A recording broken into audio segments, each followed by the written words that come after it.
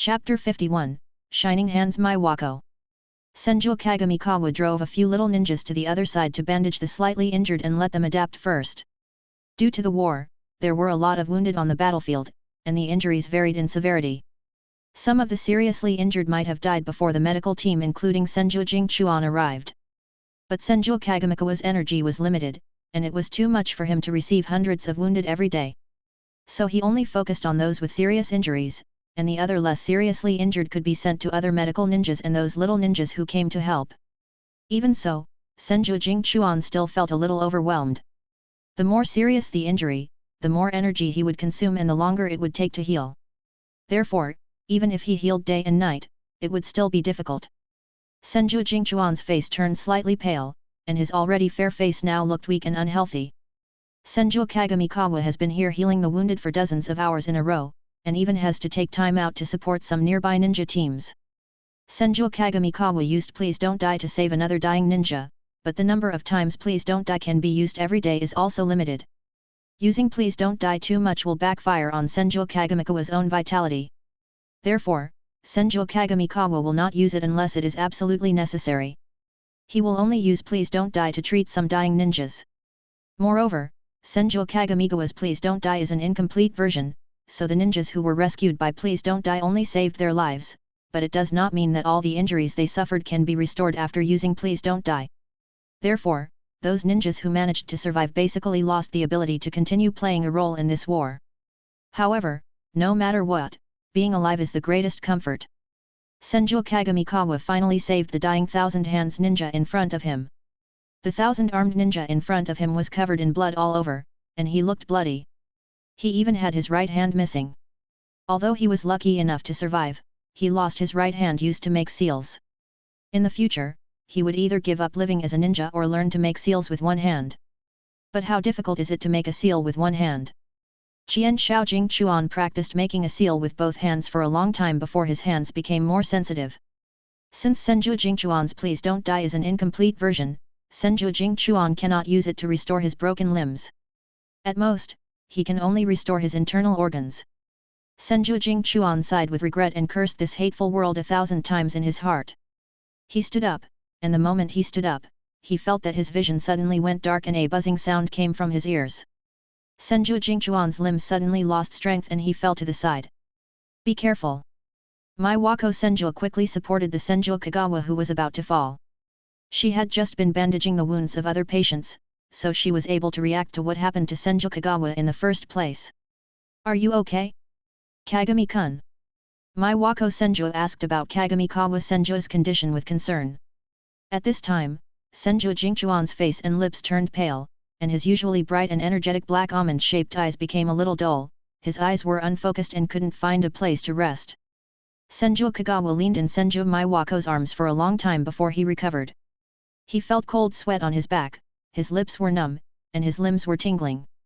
He replied, "It's okay." His voice was as soft as a mosquito's hum, and even Qian Shao Jingchuan himself could not hear what he said. When his limbs gradually recovered their strength, Senju Kagawa slowly stood up with the help of Senju Maiwako. "Thank you very much, Maiwako-chan." Senju Kagamikawa thanked Senju Maiwako politely. "You're welcome, Kagami-kun." Senju Maiwako was a little shy. But she still asked about Senju Kagami-kun's health again to confirm whether he was still ill.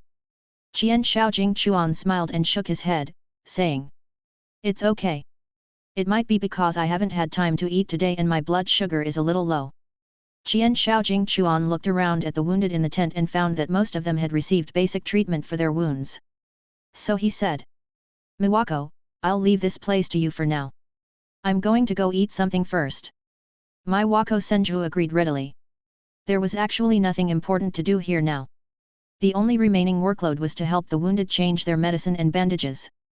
Maiwako Senju is just 7 years old this year, 2 years older than Kagami Senju. She has been on the battlefield many times, but her position is a medical ninja, and her medical ninjutsu is very powerful. This time, Kagami Senju was treating the wounded in the rear, and she also helped Kagami Senju a lot. Maiwako Senju is gentle and shy, just like a caring older sister. However, Kagamigawa Senju certainly treats Maiwako Senju as a young but qualified ninja. Kagami Senju once saw Maiwako Senju practicing medical ninjutsu and her fighting skills late at night. It can be said that Maiwako Senju is definitely the most hardworking and persevering female ninja Kagami Senju has ever seen, except for Momika Senju. During the days of battlefield rescue, Kagami Senju and Miwa Senju worked as partners, traveling back and forth between the front and the rear. It can be said that Kagami Senju saved so many ninjas and Miwa Senju also contributed to it. Maiwako Senju's talent is not high, especially she has basically no talent in ninja combat. Her chakra amount is nearly half less than that of many ninjas of the same age. Therefore, she basically has no way of becoming a ninja. Maiwako Senju's parents were very traditional ninja parents. After discovering that Maiwako Senju had no talent for being a combat ninja, they hoped that Maiwako Senju could get married and have children early, and then contribute to the reproduction of the Senju clan. But Maiwako Senju did not accept such a path. She wanted to decide her own life no matter what. Even if she died on the battlefield or in a mission, Maiwako Senju did not want her life to be arranged by her parents and become someone else's wife or mother. After discovering that she had no ninja talent for combat, Maiwako Senju was very disappointed and frustrated, but she soon decided to become a medical ninja, even though this path was hard and tiring. Senju Maiwako also had no talent as a medical ninja.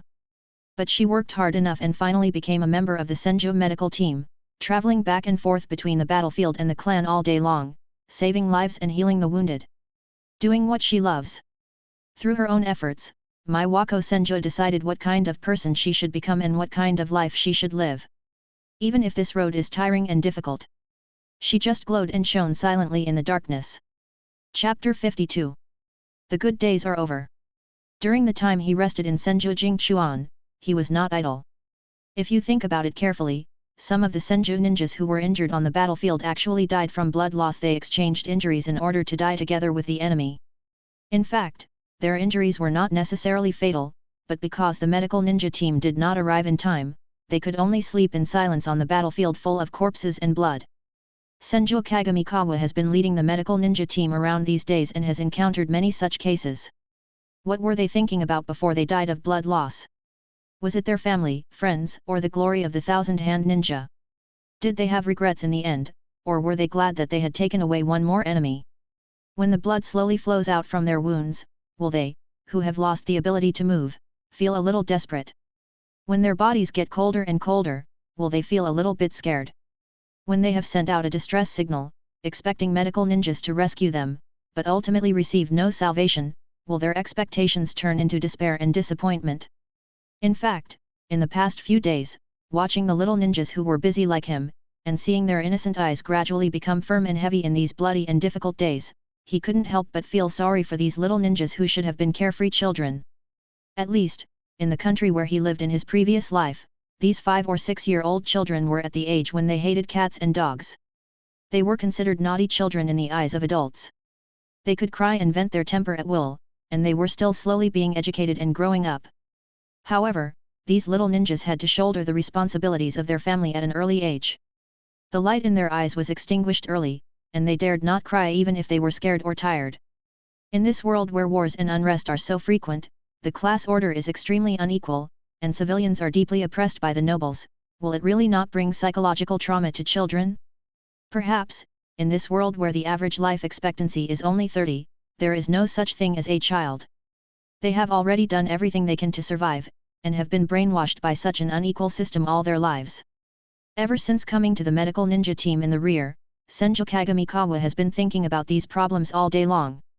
If he continues like this, Senju Kagamikawa feels that he might become a great philosopher. Qian Shao Jingchuan shook his head fiercely, getting rid of all those sad and negative thoughts from his head. If he continued to think about these things, he might start to become depressed and tired of the world. In short, in order to solve the problem of Senju people dying from excessive blood loss during the war, Senju Jingchuan must come up with a solution. How can we solve this problem? Senju Jingchuan couldn't help but take a deep breath, slowly exhaling the air, and then slowly exhaling. This was the fastest way for him to calm down. Etc. Breathe. Wouldn't his breathing method be able to control the subtle movements of muscles through breathing, thereby achieving the purpose of stopping bleeding? If all the thousand hands learned the breathing method, wouldn't these problems be easily solved? Qian Shaojing Chuan was just happy that he had finally come up with a good idea, but the system suddenly popped up to remind him. Host, please give up your thoughts. The power system of the breathing method is not compatible with this world in principle. You can learn the breathing method only because you have successfully completed the task of eliminating unstable factors. The breathing of the sun is a reward from the world consciousness for you. Others cannot learn the breathing method. The excitement and enthusiasm in Senju Jingchuan's mind just now seemed to be poured with a large basin of ice water, and it cooled down all at once. His heart was now very cold. So, the breathing method is just a golden finger given to him by the world consciousness? After being lost for a while, Qian Shaojing Chuan began to think again. He rubbed his fingers together, a subconscious action he would do when he was nervous and thinking. Senju Jingchuan's gaze slowly moved to his own hands. Now his hands are very tender and white, and he no longer wears the gloves that suppress his fire ability. Senju Kagawa remembered that Senju Hashirama once told him that the glove was exchanged by Senju Butsuma from the Uzumaki clan, and it contained a seal against his fire ability. Yes, seal. Senju Jingchuan slapped his forehead and couldn't help complaining about why he thought of things so slowly. If the sealing technique can be applied to the wound, wouldn't it be possible to seal the wound's state? Isn't this a disguised way of stopping bleeding? This time the system did not speak again. After all, sealing technique is a power that exists in this world. However, if one wants to understand the working principle of the sealing technique, shouldn't one visit the Uzumaki clan? Although the relationship between the Senju and the Uzumaki clan seems to be pretty good, Senju Kagawa has never seen anyone from the Uzumaki clan. If he wants to learn their sealing techniques, it should not be an easy task. Senju Jingchuan thought carefully. However, since he had already found a general research direction, Qian Shaojing Chuan would not dwell on it anymore. After all, he was still on the battlefield, and no matter what he did next, he had to leave the battlefield alive. Senju Jingchuan's good days have come to an end recently, although there are indeed no good days. He rushes between the battlefield and the rear every day, working himself to death like a dog.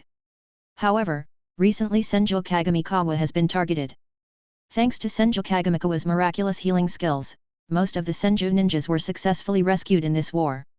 Therefore, the combat power of the Senju clan has more than doubled. What's more, since Senju Kagamikawa kept saving people, the Senju clan members also knew that they had a powerful medical ninja team behind them. When the Senju ninjas on the front line knew that their lives were protected, their morale grew incredibly fast, and when fighting against enemy ninjas, they basically fought with their lives spared, showing no fear of death at all. The Yugora and Uchiha ninjas on the opposite side were all shocked when they saw the Senju ninja acting like he was full of energy, and their morale dropped greatly. What's more, although the Yugor clan had many ninjas, they mostly used human wave tactics, and consumed countless ninjas. They should have suffered the heaviest losses among the three ninja clans. But it's different here with Jian Shao. When the three tribes were fighting, the enemy found that the Senju ninjas were becoming more and more motivated and fighting more and more desperately. This kind of fighting style would soon lead to a shortage of combat power for the Senju tribe. They even secretly laughed at the Senju tribe and waited for the defeat of the Senju tribe. But after a long time, the opposing ninja clan discovered that the number of Senju ninjas not only did not decrease, but there was even a trend of increasing their number as the fight went on. This is how the same thing? The leaders of Yuyi and Uchiha instantly lost their composure. They sent a large number of spy ninjas to go deep into the enemy's territory to find out what had happened. At this time, the spies of the Yuyi clan finally played a role. Although their ninjas were not very good, their ability to gather information and spy on the enemy was still good. You won't know about the Hagoromo and Uchiha ninjas unless you check. You'll be shocked when you do. They found that the medical ninja team of the Senju clan was very powerful, and their medical ninjutsu could almost bring the dead back to life. Following this clue and digging deeper, they finally found out where the problem lies. It turns out that there is a powerful medical ninja like Senju Kagamikawa in charge of the rear.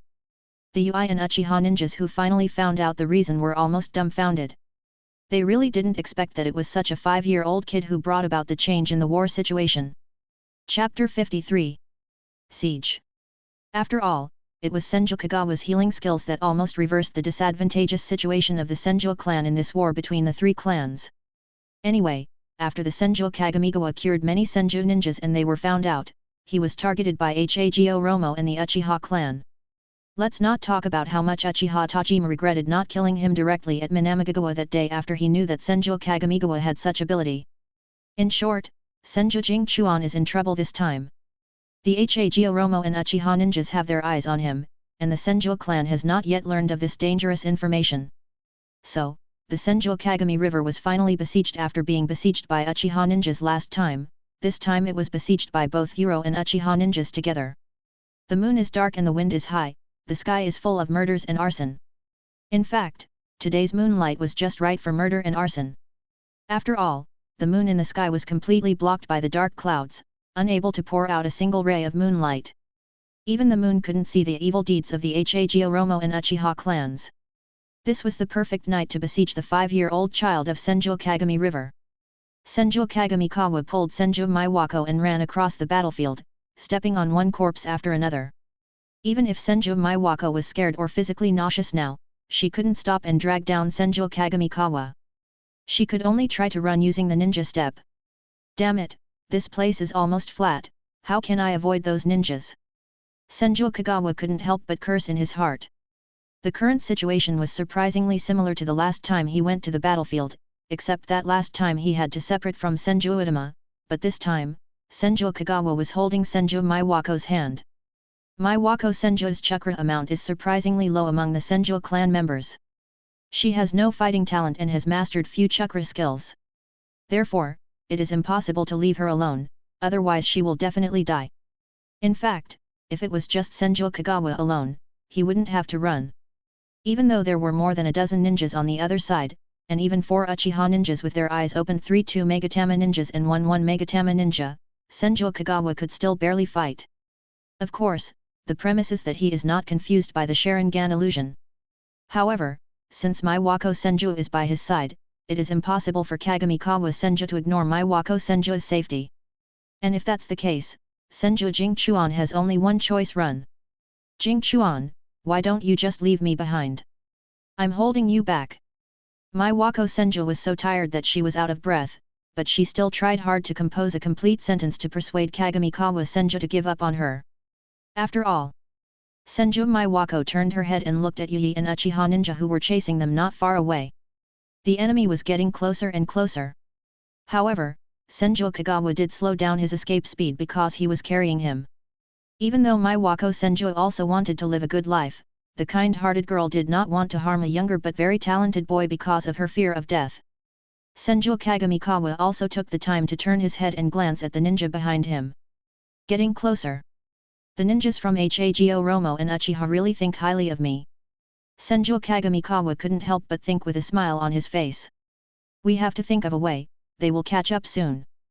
Senju Jingchuan was running while thinking quickly in his mind. Confuse. Since the Uchiha illusions can confuse him, how can he confuse the enemy? Got it. A gleam of light flashed in Senju Jingchuan's black eyes, and a smile appeared on the corner of his mouth. Miwako, I remember your element is earth. After receiving my instructions, use your earth escape technique to create a small obstacle for them. Senju Kagamigawa said to Senju Maiwako. Although Maiwako Senju had her doubts, she still promised him that she would do it. It is good. It's now. Senju Jingchuan suddenly stopped and turned his head sharply. The moment he turned his head, Senju Jingchuan immediately formed seals with his hands and spat out a large amount of water from his mouth. Water escape technique, great waterfall technique. But this was not enough. Senju Jingchuan summoned his own flame and wrapped it around the water jutsu in front. At the moment when the fire and water escape collided, a huge fog appeared on the flat battlefield. Uchiha's Sharingan is not the Byakugan after all. Although the eyesight of Uchiha with Sharingan is generally better than that of ordinary ninjas, it is not the Byakugan that can have the ability of clairvoyance after all. Therefore, the mist that was created in an instant also effectively affected the vision of those Uchiha ninjas. And at this time, Maiwako now.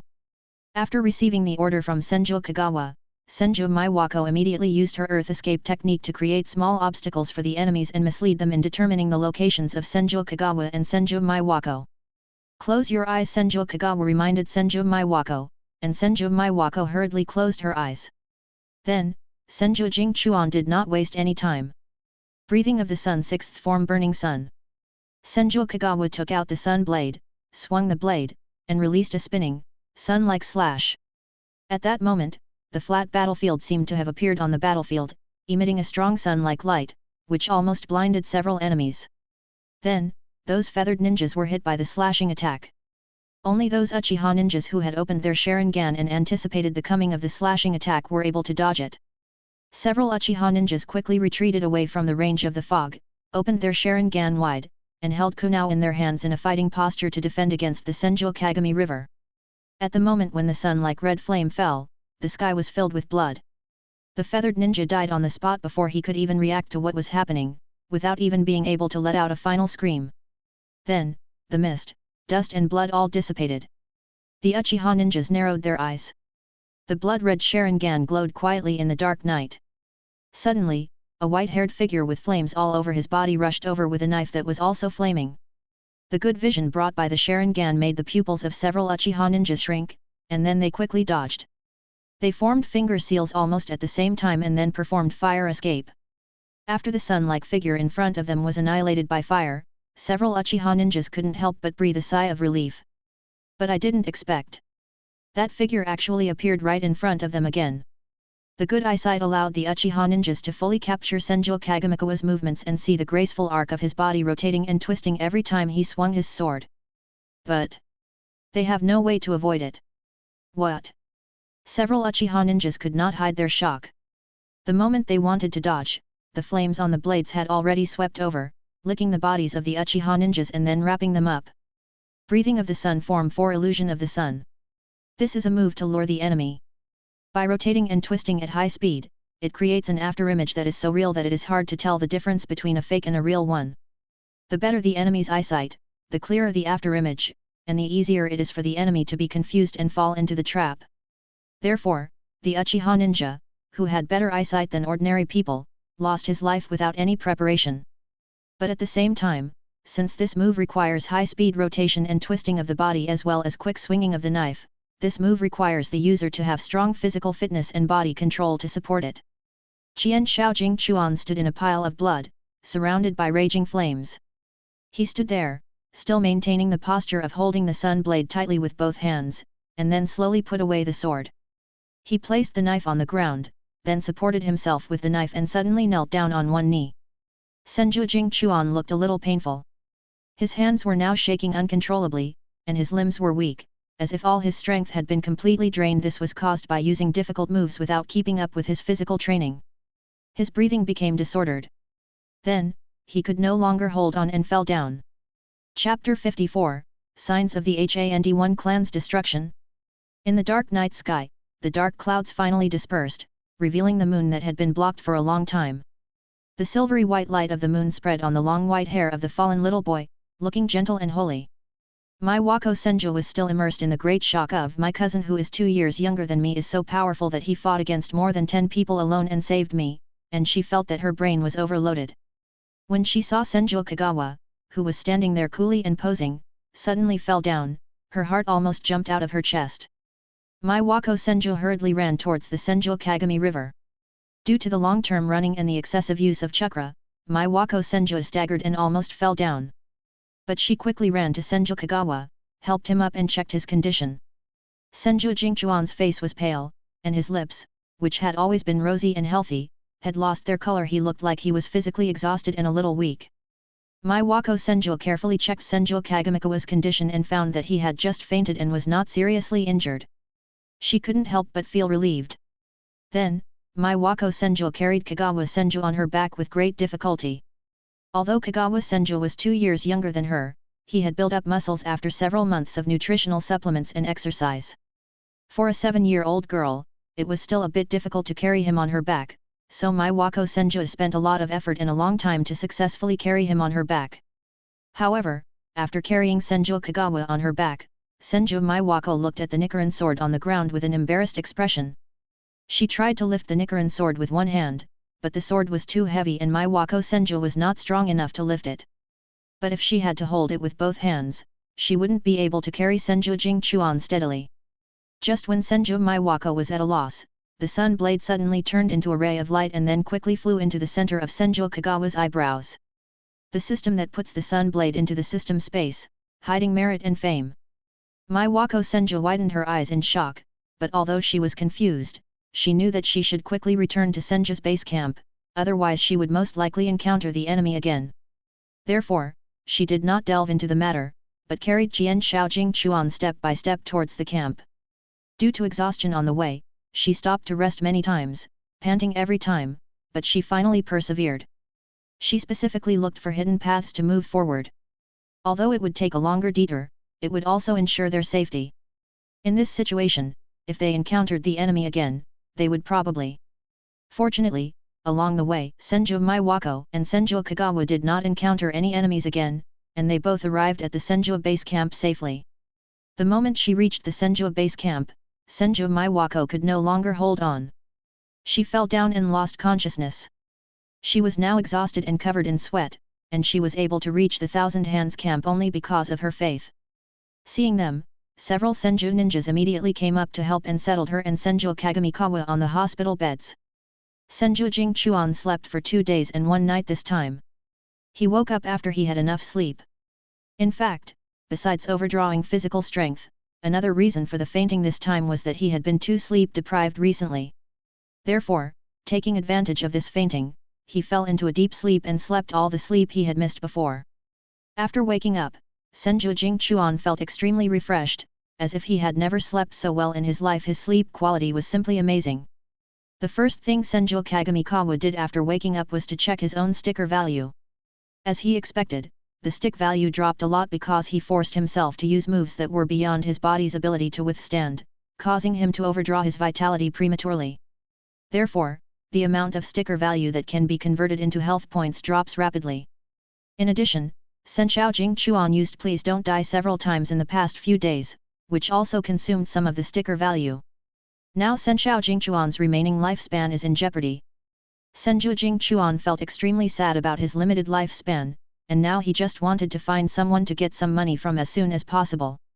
Senju Kagawa lifted the quilt and prepared to get out of bed. At this moment, several young Senju ninjas were coming in to open the curtain to check on the situation in Senju Kagami River.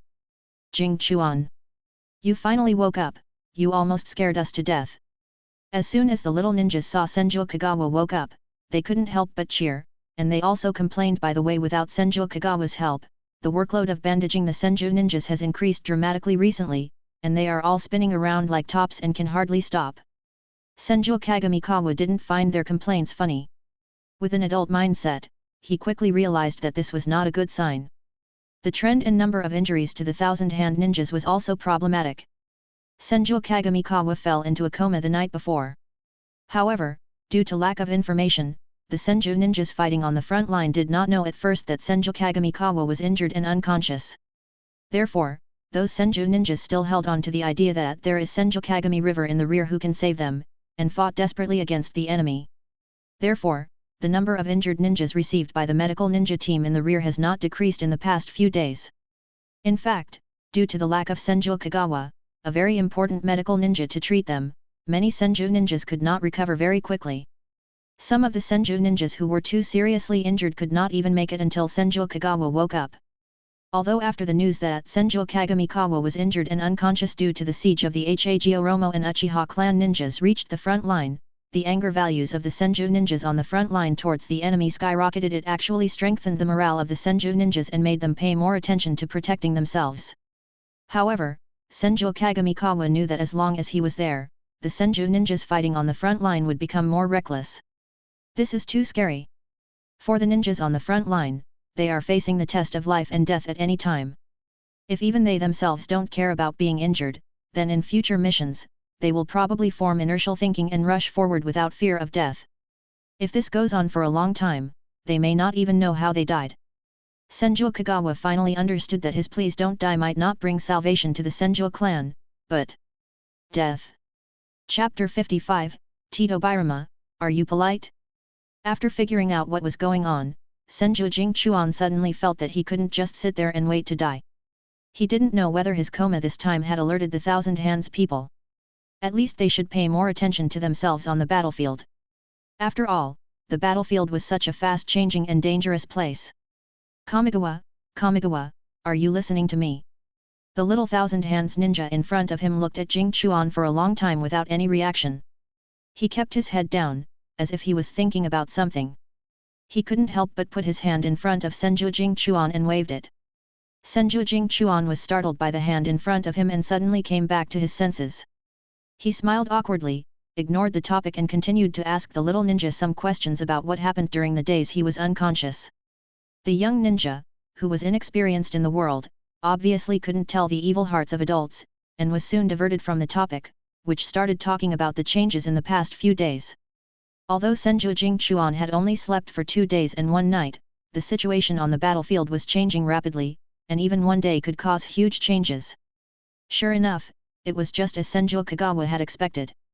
On the first day when Senju Kagamikawa was in a coma, the Senju ninjas on the front line had not received the news yet, so the Senju ninjas were still rushing forward desperately as if they were injected with chicken blood. Perhaps only a small number of ninjas were still facing the enemy with trepidation and did not rush forward blindly. It was also because of this that the Senju clan initially lost a large amount of combat power and were at a disadvantage in the battle between the 3 clans. But after reacting quickly, Senju Fuma made strategic changes to deal with this situation. In addition, the vitality of the Senju people was relatively strong. After some of the less seriously injured ninjas recovered, the Senju would be relatively less disadvantaged. It is worth mentioning that Uchiha Madara successfully awakened the 2 Megatama in this war. Coupled with his inherently powerful strength, he also caused considerable trouble to the Senju side in the war. Fortunately, Hashirama Senju did not give in and blocked Uchiha Madara's attack by himself. Qian Shao Jingchuan is now continuing to help the wounded heal their wounds and gain some points at the same time. Of course, he was only using healing magic now and not please don't die. There is no other reason, it's just because there are no dying wounded at the moment, and Senju Jingchuan's stick value is not enough to support him to use please don't die. When Senju Kagamigawa was treating the wounded, Senju Maiwako came to help him. Maiwako Senju looked at Kagamikawa Senju with a very strange look, and several times she was about to say something but stopped herself from speaking. After treating the last patient, Senju Kagawa finally couldn't stand it anymore and asked Senju Maiwako what was wrong. He really couldn't stand people with such weird behavior. Maiwako Senju was speechless for a long time. She hesitated and hesitated for a long time until her face turned red. Kamigawa-kun, thank you for saving me. Senju Jingchuan was stunned for a moment, obviously not expecting that she had been holding it in for so long just to say thank you. Although Senju Maiwako is particularly determined in learning medical ninjutsu and learning ninjutsu techniques, she is actually a shy, introverted, and sensitive little girl. Therefore, she is still a little shy in front of Senju Kagawa who saved her. One reason is that she felt that Senju Jingchuan had been in a coma for such a long time just to save her, and she felt guilty. She knew that with Senju Jingchuan's strength, he would be able to escape unscathed regardless of whether he had a head-on confrontation with the enemies or not. It was purely because of her that he was holding back that Senju Jingchuan had to fight quickly and even suffered physical damage. The second reason was that she originally regarded Senju Kagamikawa as her younger brother, but she did not expect that this brother, who was 2 years younger than her, was not only very talented in medical ninjutsu, but also had such strong combat capabilities. She felt a little ashamed when she thought that she, who had been on the battlefield many times, was not as good as a child who had only been on the battlefield twice. Senju Kagamikawa did not have any extra talent in guessing people's emotions, but seeing Senju Maiwako's blushing face, he could understand part of her thoughts. In fact, in his opinion, Senju Maiwako is really a very powerful female ninja. Although she has no talent, she has always been willing to work hard, dare to put in the effort, and study diligently. She is never afraid of any difficulties and always grits her teeth and moves forward. Moreover, she has a very good character. This prompted her to stand out among the medical ninjas. Although she is young now, she is already a backbone member of the medical ninja team. If Senju Maiwako was born in a peaceful era, she would have more time to grow up, and perhaps she would have grown up better. But it's a pity that she was born in such a warring states period. Everyone would sigh, born at the wrong time. Fortunately, Senju Kagawa was quite good at easing the atmosphere. With just a few words, he slowly relaxed Senju Maiwako's tense nerves, and her face was no longer red, revealing a pink and white base, and she looked a lot more relaxed. In the afternoon, a guest who made Senju Jingchuan feel a little unexpected arrived in the camp behind Senju. Senju Jingchuan was checking on several seriously injured soldiers inside at that time, but he heard several people outside calling him several times in a row. Senshao Jingchuan thought that another seriously injured soldier was sent in and needed his treatment. Senshao Jingchuan's patch value had recovered a lot at this time, so he hurried out to see what was going on. But I didn't expect. They were indeed wounded, and seriously injured. It's just that the smooth white short hair, the familiar red eyes, the fair complexion, the delicate and heroic facial features, and the familiar calm but slightly cocky expression. Isn't this the fussy but highly intelligent second brother of Senju Kagawa, Senju Tobirama Senju? Although he was now lying on a stretcher with his face sideways looking at Senju Kagawa. However, compared to the smooth face before, there were now 3 bloody scars on Senju Tobirama's face for no apparent reason. The 3 scars were located on the cheeks and chin. The 2 lines on the cheeks are horizontal and look very symmetrical, while the one on the chin is vertical. The 3 scars with dried blood covered the fair face, looking so miserable. At this time, when Senju Tobirama saw Senju Kagawa coming, his expression suddenly became mixed with various emotions, very complicated. At first, he felt relieved when he saw that Senju Kagamikawa was safe and sound. Then, he remembered that he was sent here after being seriously injured by the enemy Uchiha Izuna, and that there were 3 scars on his face that represented shame. So this feeling of relaxation turned into shame and anger. Senju Kagamikawa saw the changing expressions of Senju Tobirama and felt distressed. This was because his second brother was seriously injured, but at the same time he felt amused. Judging from the appearance of Senju Tobirama, he is probably seriously injured, but is still a little far from being on the verge of death. Senju Tobirama?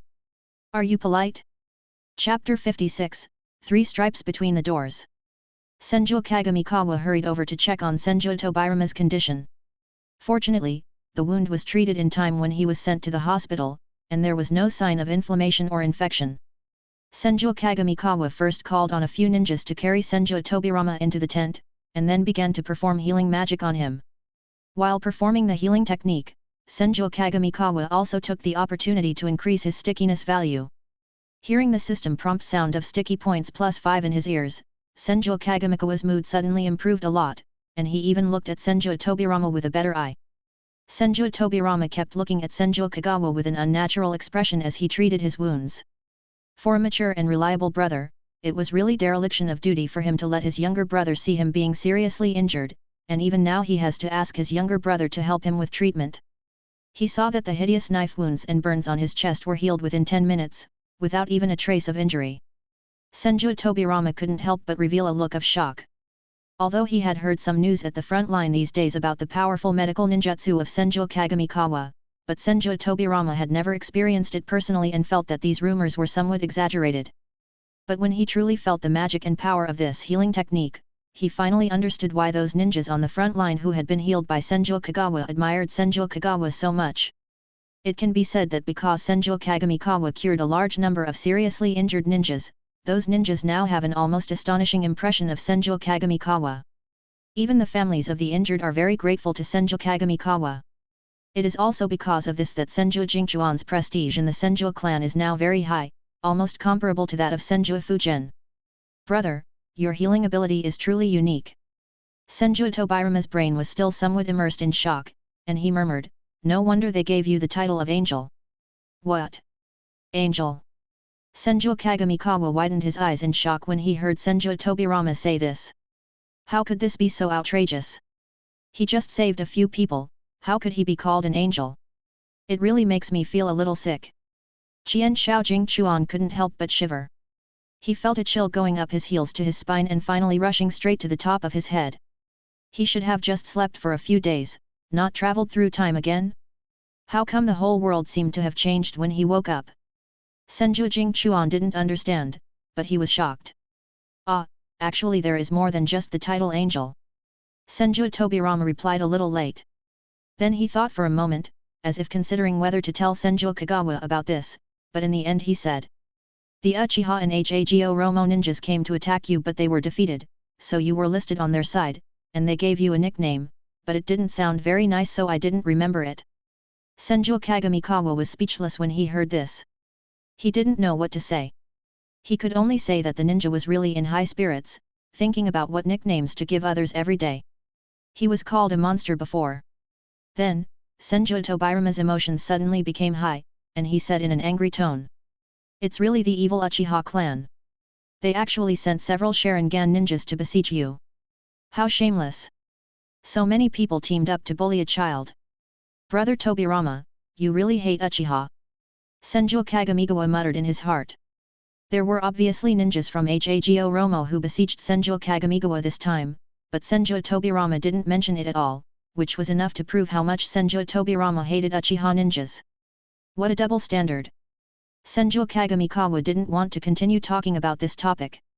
He took out a clean wet towel to wipe the blood off Senju Tobirama's face and looked at the 3 red scars on his face. Hey! You know what, you really don't know what to say. After adding these 3 scars on Senju Tobirama's face, he has lost a bit of delicateness and gained a bit of masculinity. He looks more like a man, and quite handsome. Senju Jingchuan gradually became absent-minded. He thought about the burns on Senju Tobirama's body just now, and suddenly an idea came to him.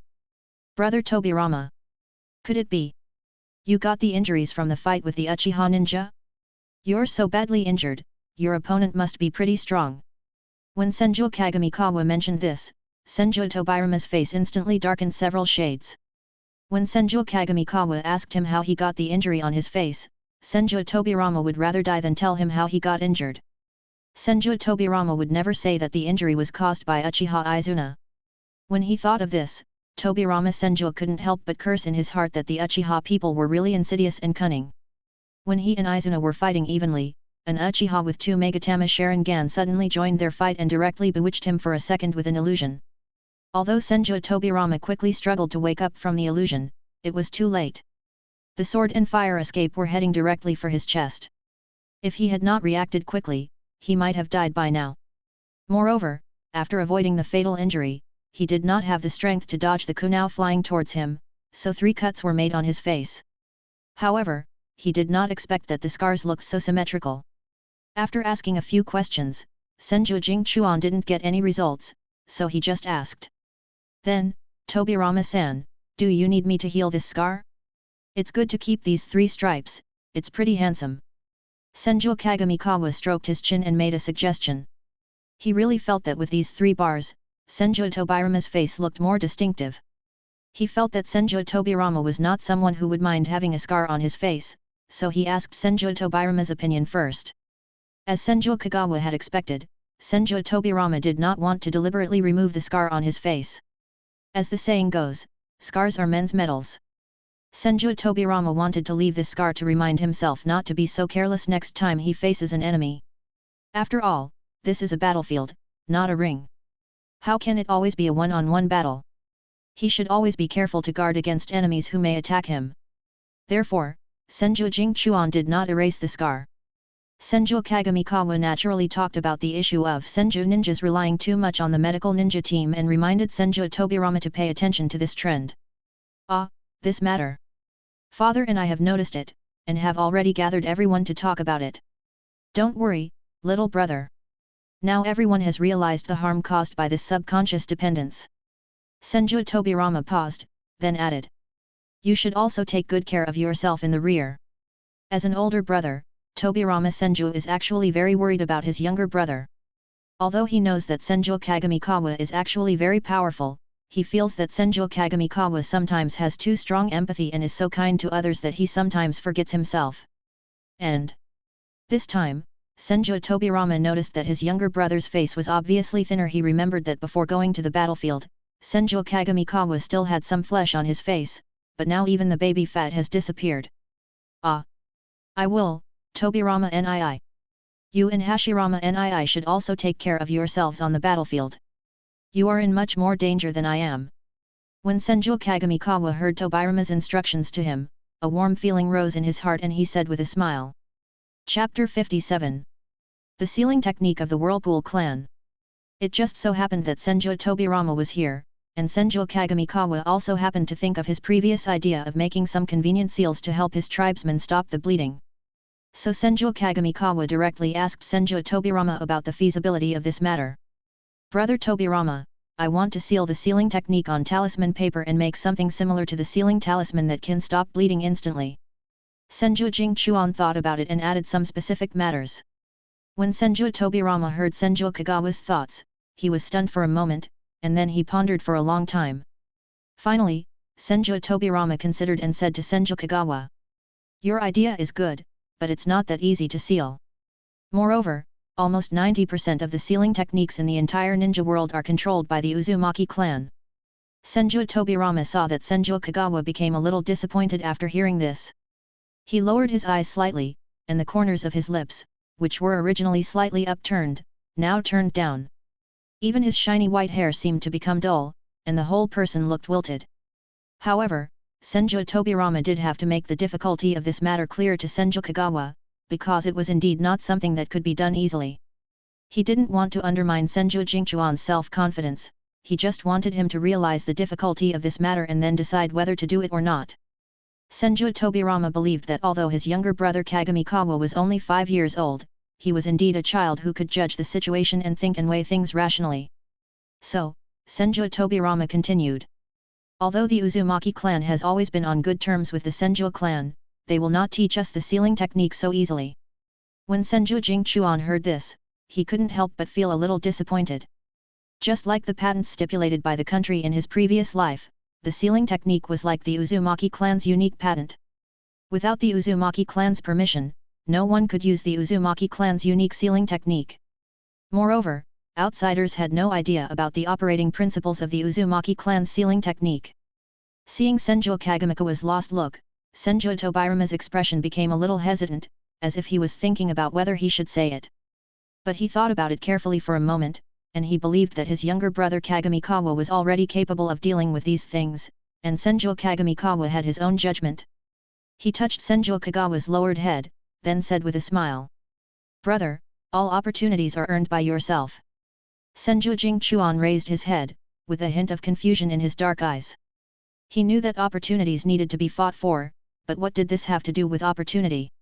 He was not a member of the Uzumaki clan, so how could he convince the Uzumaki clan to teach him the sealing technique? Could it be? What can Senju Tobirama do to give him this opportunity?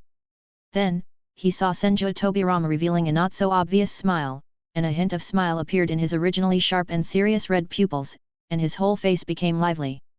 Senju Kagamikawa couldn't help but sigh that his second brother Senju Tobirama was so handsome. Among the 5 brothers of Senju Kagawa, only Senju Kagawa and Senju Tobirama look more like Senju Haruko, so their looks are the most outstanding among the 5 brothers. It's just that Senju Kagawa's facial features are more delicate and he is younger, so he looks more childish and cuter. Although Senju Tobirama is also very handsome, his facial features are less delicate and more heroic. But when he smiles, the delicateness of Senju Tobirama's face is magnified, making him look gentle, especially his sparkling red eyes, which are the icing on the cake. However, Senju Tobirama has always known that his appearance would appear less intimidating when he smiles, so he always has a serious expression, which makes him look more majestic. I think this is also the reason why Senju Tobirama had 3 scars on his face. But because of this, Senju Kagawa seldom sees Senju Tobirama smile, so every time Senju Tobirama smiles, Senju Kagawa can't help but sigh that Senju Tobirama really inherited the best features of his parents, and can't help but be dazzled by him. At this time, Senju Tobirama saw Senju Kagawa in a daze for no apparent reason, and couldn't help feeling speechless. So he put away his smile and turned into the serious, reliable and old-fashioned second brother again, and tapped Senju Jingchuan's forehead with his finger. Ouch! It hurts. Senju Kagamikawa covered his forehead and looked at Senju Tobirama with an expression of disbelief, as if Senju Tobirama was a heartless man who had let him down. The corner of Senju Tobirama's mouth twitched a few times, and of course he held back his strength and didn't dare to really knock it down hard. This was just a reminder and it was impossible for Senju Jingchuan to feel any pain. So, Senju Tobirama stared at Senju Kagawa with a look that said, "Please pretend again," letting him experience it for himself. Of course, Senju Kagawa didn't really feel any pain. In fact, he didn't feel anything at all. In fact, he was just addicted to acting. Senju Kagamikawa laughed twice, then skipped the topic and began to seriously ask Senju Tobirama. "Brother Tobirama, what do you mean by opportunity?" Senju Tobirama also put away the joking attitude he had just had with Senju Kagawa, and told Senju Kagawa seriously. "Jingchuan, you should know that our Senju clan has always been on good terms with the Uzumaki clan." Senju Kagawa nodded. He naturally knew the relationship between the Senju and the Uzumaki clan. It's just that in an era like the Warring States period, the relationship between the Senju clan and the Uzumaki clan naturally could not be described as that of brothers, but the most basic friendship between the two still existed. At least, the Uzumaki clan would not stab the Senju clan in the back for some small benefits. What's more, the Uzumaki clan mastered the crucial sealing technique, but lacked offensive ninjutsu, and the strength of the clan members was far inferior to that of other ninja clans. In addition, both the Uzumaki clan and the Senju clan are ninja clans with powerful vitality, but the Uzumaki clan only has this vitality and chakra, but does not have the attack power to match it. This is equivalent to a 4 or 5-year-old child walking in a busy city with gold in his arms. There will always be people coveting the Uzumaki clan. Therefore, the relationship between the Senju clan and the Uzumaki clan is more like that of protector and protected. However, Senju Kagawa still didn't understand what Senju Tobirama meant by opportunity. If the Uzumaki clan doesn't want to give him the sealing technique, can the Senju clan still take it by force? If the Senju clan wants to take it by force, the Uzumaki clan will surely not sit still and wait for death. After all, it is a ninja clan that can reproduce for thousands of years. Senju Kagawa does not believe that the Uzumaki clan has no trump card. What's more, robbery is not in line with the style of the Senju clan. Thinking of this, Senju Kagamikawa became even more curious. He begged Senju Tobirama to tell him what the opportunity was. Chapter 58, The Painful Mask of Shaojing Chuan. However, this time, no matter how hard Senju Kagawa coaxed and persuaded, Senju Tobirama refused to tell him what the opportunity was. In desperation, Senju Jingchuan had to give up. Now that Senju Tobirama's injuries have healed, he should return to the battlefield. So, before Senju Tobirama returned to the front battlefield, Senju Kagamikawa took every opportunity to get some value from Senju Tobirama. Hearing the reminder sound of Tai Tai value +7 in his ears, Senju Kagamikawa finally felt relaxed and no longer cared about Senju Tobirama hiding the truth from him. Senju Tobirama was also helpless, but he knew that Senju Kagawa was still quite nervous, so he just let Senju Kagawa stick to him. Senju Tobirama would never admit that he actually likes Senju Kagamikawa and calls him Tobirama-san. This wave is a win-win situation for Brother Khan and Jing Chuan.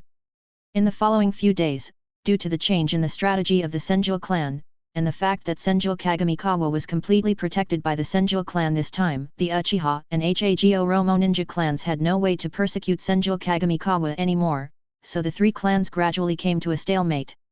Just as the change in mentality of the Senju people affected the situation on the battlefield, the change in the situation on the battlefield naturally affected the mentality of the three tribes of ninjas. As time went on and the battle line became longer and longer, the ninjas from the Hago Romo and Uchiha clans went from being full of fighting spirit at the beginning to gradually losing their enthusiasm. After all, the Uchiha clan is a ninja clan that is as famous as the Senju clan, and the quality of their ninjas is naturally higher. Therefore, they have been able to keep a stable mentality in this protracted war. But the Hago Romo clan is in trouble. The strength of their ninjas was not high to begin with, and now they are being almost suppressed by the Senju clan. The Hago Romo clan, which originally relied on human wave tactics, had already lost a large number of ninjas. Now that they are short of people, their strength is naturally greatly reduced. Without the help of medical ninjas like Senju Kagamikawa, the Hago Romo clan naturally had no way to fill the missing ninjas so quickly. Therefore, a very vicious cycle is formed. As the death rate of the Uyghur clan ninjas increased, and more ninjas died in battle, the mentality of the remaining ninjas in their clan became worse and worse, and they had less and less courage and confidence to continue fighting. The less courage and confidence they have, the worse their mentality will be, which will lead to their strength becoming weaker and weaker. After all, on the battlefield, sometimes it is the mentality that determines victory or defeat. So, the Yi clan raised the white flag miserably and surrendered to the Senju clan, then ran back to their original territory in shame, never daring to invade the Senju clan again. Even the Uchiha clan stared with wide eyes in shock at the former camp of the Hago Romo clan, which was empty after the people left. They almost stared with their eyes popping out of their heads, and it was obvious that they were very angry. That's right, the Hago Romo clan slipped away in advance without consulting the Uchiha clan, and they even slipped away without a single notice. The unrighteous behavior of the Hago Romo clan obviously made their allies, the Uchiha Rabbit Eyes, despise them very much. Even the leaders of the Uchiha clan regretted why they agreed to the alliance with the Hago Romo clan and even joined forces with them to fight against the Senju clan. Who would have thought that the Hago Romo clan was actually a weak and tasteless ninja clan? In short, after this outrageous move by the Hago Romo clan, they are now not only on the enemy list of the Senju clan, but are also completely on the blacklist of the Uchiha clan. The Yuguru clan, having offended two major ninja clans in succession, was naturally miserable and felt that their good days were over. Originally, the Hago Romo clan was celebrating happily for having the Uchiha clan, the big boss, as their friend. But now, not only did they lose nearly half of their young ninjas and a large amount of combat supplies, they also completely offended the two major ninja clans, the Senju and Uchiha. The Yi clan was now in a state of grievance and had no words to express their pain. Now, they have lost most of their supplies, and the Senju and Uchiha clans will definitely monopolize their tasks during this period. In addition, most of the young and strong labor force in the clan land has been lost at once. Therefore, whether the Yi clan can survive this winter is another matter. Of course, those are all things for later. In short, the current situation is the Hago Romo clan ran away, the Uchiha clan was speechless, and the Senju clan was watching the fun. Now there is nothing much to fight between the Senju and Uchiha clans. After all, they will not achieve any results by fighting anymore. So, the two ninja clans just fought for 2 more days and then stopped fighting at the same time. No matter how much the Uchiha clan hated the Hago Romo clan, their stupid teammate, the Senju clan was now as excited as if it were New Year's Day. After all, in this war between the three clans, the Senju clan could be considered the biggest winner. Not only did they successfully repel the two invading ninja clans, but they didn't even lose much combat power. Whether it was the ninjas going to the battlefield or the Senju people who were worried about their husbands/sons/fathers in the clan territory, all of them were very happy and excited. This was the first time that the Senju clan fought so brilliantly on the battlefield. Now, the other ninja clans who are watching the war between the three clans will be even less likely to provoke the Senju clan. The prestige of the Senju clan in the ninja world has now been raised to a new level. Correspondingly, the Uchiha clan is relatively less powerful in the eyes of other ninja clans, even though they have bloodline limits like the Sharingan. In short, the Senju clan can be said to have completely won this time. And all of this is obviously inseparable from one person. That is Thousand Hands Mirror River. Ya put me down ah. At this time, the atmosphere in the Senju tribe was extremely good and everyone was in high spirits. There was a circle in the middle of the clan's territory, which was crowded with people. Looking closely, I saw a white-haired child being thrown into the air by the crowd, caught when he fell down, and then thrown up again. That's right, the person who just screamed "put me down now" was the Senju Kagawa who was tossed up and down by the enthusiastic Senju people. Senju Jingchuan was scared to death this time. As soon as he stepped into the tribe's territory, he was suddenly surrounded by a group of Thousand Hands people. Then those Thousand Hands people began to smile at him and thank him. Senju Kagamikawa was originally very happy to receive such sincere thanks, but then he couldn't smile anymore. Because he was grabbed by several tribesmen and thrown up at once, this action was so sudden that Senju Jingchuan didn't even have time to react. By the time he reacted, he was already in the air. This feeling of weightlessness is really not good.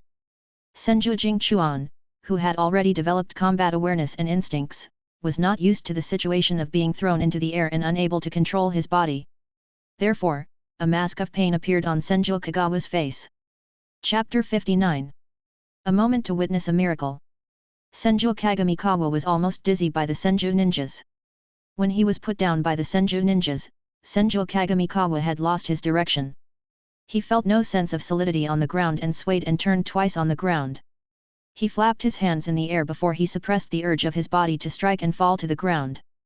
However, the Senju people around couldn't help but burst into laughter when they saw the cute sight of Senju Kagamikawa swaying and spinning in place.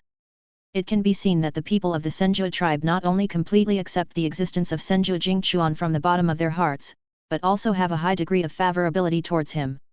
After all, who can resist the cute and capable little Jingchuan? After a while, Senju Jingchuan finally came to his senses. He listened to the laughter of the Senju people and felt happy. After all, with his character of only remembering food and not being beaten, although the Senju people were afraid of Senju Jingchuan's monster identity at the beginning, they were just talking and never caused any substantial harm to him, so he didn't care much. Of course, although verbal attacks are sometimes the most powerful, Senju Kagamikawa has the soul of an adult like Kagamikawa in his body after all, so he is immune to such harm. Moreover, in the beginning, Kagamikawa did not care about this world or the people in this world except Senju Haruko. It was like encountering an NPC in a game. He thought that the people around him were NPCs and did not care about these NPCs at all. Therefore, these verbal attacks naturally could not cause any harm to him. But, if a kid like him encountered such bullying, he would be very sad, right? Senju Kagamikawa thought absent-mindedly, his thoughts drifting away for a long time. Who is he? Senju Jingchuan suddenly came to his senses. He just thought of it subconsciously, and actually didn't know who the he was thinking of was. Has he ever met any little boy who was bullied? Senju Kagawa frowned and thought seriously. But after thinking for a long time, Senju Jingchuan still had no idea in his mind. So, Senju Jingchuan attributed the inexplicable thoughts that just popped up in his mind to the fact that his brain had crashed after working for too long. The Senju have been fighting with the Hagoromo and Uchiha clans for more than 2 months, and it is now early autumn. The sun is not as strong as in midsummer, and the temperature is not as hot as in summer. Especially in the morning, when the sun has just risen from the horizon, the temperature is just right, and the air is filled with a sweet fragrance that belongs to nature and has not been polluted by chemicals. It is really pleasant to walk on such a forest path. However, Senju Jingchuan had no time to enjoy this comfort now. He was excitedly heading to the concentrated area of cultivated land to check his crops. During the time on the battlefield, Senju Jingchuan has asked some members of the Senju tribe to help him manage the farmland. Now it is almost the harvest season, so Senju Jingchuan is very excited and can hardly wait to see the crops he planted. When Senju Jingchuan arrived at the area where farmland was concentrated, he found that it was all green and yellow. Seeing this scene, Senju Jingchuan knew that the crops he planted would have a high yield without any unexpected problems. There were also several Senju people hired by Senju Jingchuan who were helping to water and weed the seedlings. When they saw that it was Senju Jingchuan who came, they raised their hands and greeted him. Senju Kagamikawa excitedly found the potato sprouts that he had used healing magic on before. In fact, the growth cycle of potatoes is very short. After being planted in spring, they usually mature in June and July. I don't know if it's because these potato seeds are all produced by the system, so there are some differences. Until now, these potatoes have not matured yet. Of course, except for the potato seedling that Senju Jingchuan used healing magic on. Senju Jingchuan couldn't wait to walk to the potato seedling, then squatted down and started digging with his hands. At this time, several members of the Senju tribe had gathered around Senju Jingchuan. They only knew that many crops were planted in Senju Jingchuan, but they never thought that these crops could actually be harvested. At the beginning, the young ninjas of the Senju clan spread the word about the crops planted in the Senju Kagami River, which had a yield of 5,000 per mu. However, the adults of the Senju clan did not believe it. To be honest, they really viewed the matter as a place to watch the fun. At that time, they just thought that when the children got tired of playing, they would realize that farming was not that easy. After all, if it were so easy to grow crops that yielded thousands of tons per acre, would the ninjas of the Senju clan still need to go out and work hard to take on missions to earn money and food? Therefore, they did not think at first what a 5-year-old boy like Senju Kagawa could really accomplish. Some people even said, if he can really grow crops with a yield of 5,000 per mu, I will stand upside down and eat shit. This statement was agreed by many people. But as time went on, the crops in Senju Kagami River grew better and better. Before the war between the 3 tribes, some members of the Thousand Hands tribe were startled by the newly grown seedlings when they passed by this farmland. The thousand-handed ninjas who witnessed the seedlings growing with their own eyes couldn't help but wipe their eyes several times with their hands. They stared at the seedlings that really grew with their eyes wide open, and they were stunned. To put it in a figurative way, his eyes were as big as bells. In this way, word spread from 1 person to 10, and from 10 to 100, and more Thousand Hands people came to watch the growth of the potato seedlings. Originally, I didn't believe that Senju Jingchuan could grow crops, but now I don't believe that there can be crops with such high yields. That's right, he was just being stubborn. At that time, the ninja who had yelled if the baby is born, I will eat shit was getting a little anxious, but he still had a stubborn attitude and refused to admit that he might really have to eat shit.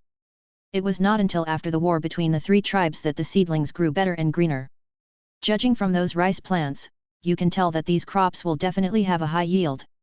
In this way, more and more people of the Thousand Hands tribe passed by here seemingly unintentionally. At first, when the Senju people met their acquaintances, they would make an excuse that I was just passing by here, but the area where the cultivated land was concentrated was originally the most remote place in the Senju tribe's land, and who would have the time to pass by here a few hundred meters away from home. So, after a long time, the Thousand Hands people all passed by here tacitly, without mentioning their purpose at all, but it seemed as if they had said everything. And now, Senju Jingchuan has arrived, and it is finally time to witness a miracle. Chapter 60, Stunned Hand Tribe Members. The breeze of early autumn blows across the fields, bringing with it waves of flower and grass fragrance unique to this season. More than a dozen tribesmen, both men and women, gathered in the fields where the Thousand Hands tribe's cultivated land was concentrated. They were whispering to each other from time to time, but no one knew what they were talking about. Those people sometimes looked excited, and if someone didn't know them well, they might have thought they were gathering together to do a pyramid scheme. After a while, the Thousand Hands tribe members suddenly gathered around a child, as if they were plotting something big. Senju Jingchuan looked at the Senju people who suddenly gathered around him in confusion. If there were not many immature potato seedlings in front of Senju Jingchuan, and he had not been concerned about the potato seedlings, perhaps those tribesmen would have surrounded him in a circle by now. "Hey, don't worry about us, Kagamikawa-kun, just dig faster." A Senju woman with a flower on her head urged Senju Kagamikawa with anticipation in her eyes. It looked like he couldn't wait to help Senju Jingchuan dig. Senju Jingchuan looked around and found that the other Senju members all had excited and expectant expressions on their faces. It was obvious that everyone present was excited. "Are we surrounding him too tightly and affecting Kagamikawa-kun?" Another plump Thousand Hands woman asked tentatively. After hearing what she said, the people around her immediately took a step forward at the same time, leaving enough space for Senju Jingchuan. Only then did Senju Jingchuan feel the air around him begin to flow. Understanding the thoughts of the Senju people around him, he couldn't help but feel a little funny, but he was also very excited now, so Senju Jingchuan continued to dig potatoes. When they saw Senju Jingchuan start digging potatoes again, several Senju people immediately held their breath.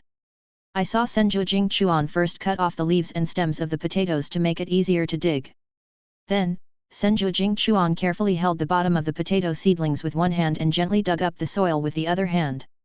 Since the ground had been watered this morning, the soil was easily dug up. Because it was the first time and there were so many people present, Senju Jingchuan couldn't help but feel a little nervous, and beads of sweat gradually appeared on his forehead. As layers of soil were swept away, the potatoes underneath finally saw the light of day. Senju Jingchuan picked up the potato eggs carefully. 1, 2, 3, 4. The more they dug into the Senju Mirror River, the more excited and incredulous the expressions of the surrounding Senju people became. 11, 12, 13. The expressions of the Thousand Hands people have turned into shock. Senju Kagawa's hand has been exploring under the potato seedling. When Senju Jingchuan finally finished digging all the potatoes, he remembered that he had counted them as he dug, and there were 21 in total. Senju Jingchuan was also breathing rapidly at this time, and a few beads of sweat appeared on the tip of his nose. He was now both excited and incredulous. In his previous life, he had never seen a seedling produce 21 potatoes. Not to mention, these potatoes on the ground are round and plump, big and round. They look of very good quality. They must have a high starch content and high nutritional value. Senju Jingchuan carefully counted the potatoes on the ground again, but he still couldn't believe that there were so many potatoes. He ordered the potatoes again. 1, 2, 3, 4. When Senju Jingchuan was counting potatoes, the Senju people around him also held their breath, concentrated their attention, and silently followed Senju Jingchuan in counting in their hearts. Wherever Senju Jingchuan's hand moved, the eyes of those tribesmen would be fixed there. There's no mistake, it's 21. Senju Jingchuan has counted it 5 or 6 times, there is no way he could have made a mistake. However, I don't know if this potato seedling split into so many potatoes because Senju Jingchuan performed healing magic. The other potato seedlings are not fully mature yet, so they cannot be used as a reference. Thinking of this, Senju Jingchuan's heart suddenly calmed down. Still have to wait slowly. But looking at the growth of these potato seedlings, they are growing well. It's a system product, so there shouldn't be any mistakes, right? Qian Shaojing Chuan was a little worried, and he asked the system in his mind. System, there shouldn't be any quality issues with these potato seeds in your mall, right? Qian Shaojing Chuan originally just wanted to confirm the quality of the potato seeds with the system. Who would have thought that the system would immediately become unhappy after hearing this, and even the electronic sound could reveal a bit of chilliness. The system said sternly. Host, this is a great insult to our system mall. The system mall never sells defective products. Okay, I get it. Why are you so angry? Senju Jingchuan curled his lips and muttered in his heart. The system was disturbing Senju Kagawa's ears. But, you don't sell defective products? What about the sun blade that broke after being used a few times? Senju Kagamikawa suddenly thought of the sun blade he had exchanged for at the beginning. Host, how much did you spend on that Nichiren sword? That was a pirated Nichiren sword, okay, the electronic voice of the system revealed a bit of speechlessness, as if mocking Senju Kagawa for not being able to afford an authentic Nichiren sword. Okay, Senju Kagawa understood. Although the Nichiren sword was a pirated copy, it was complete and could not be considered a defective product.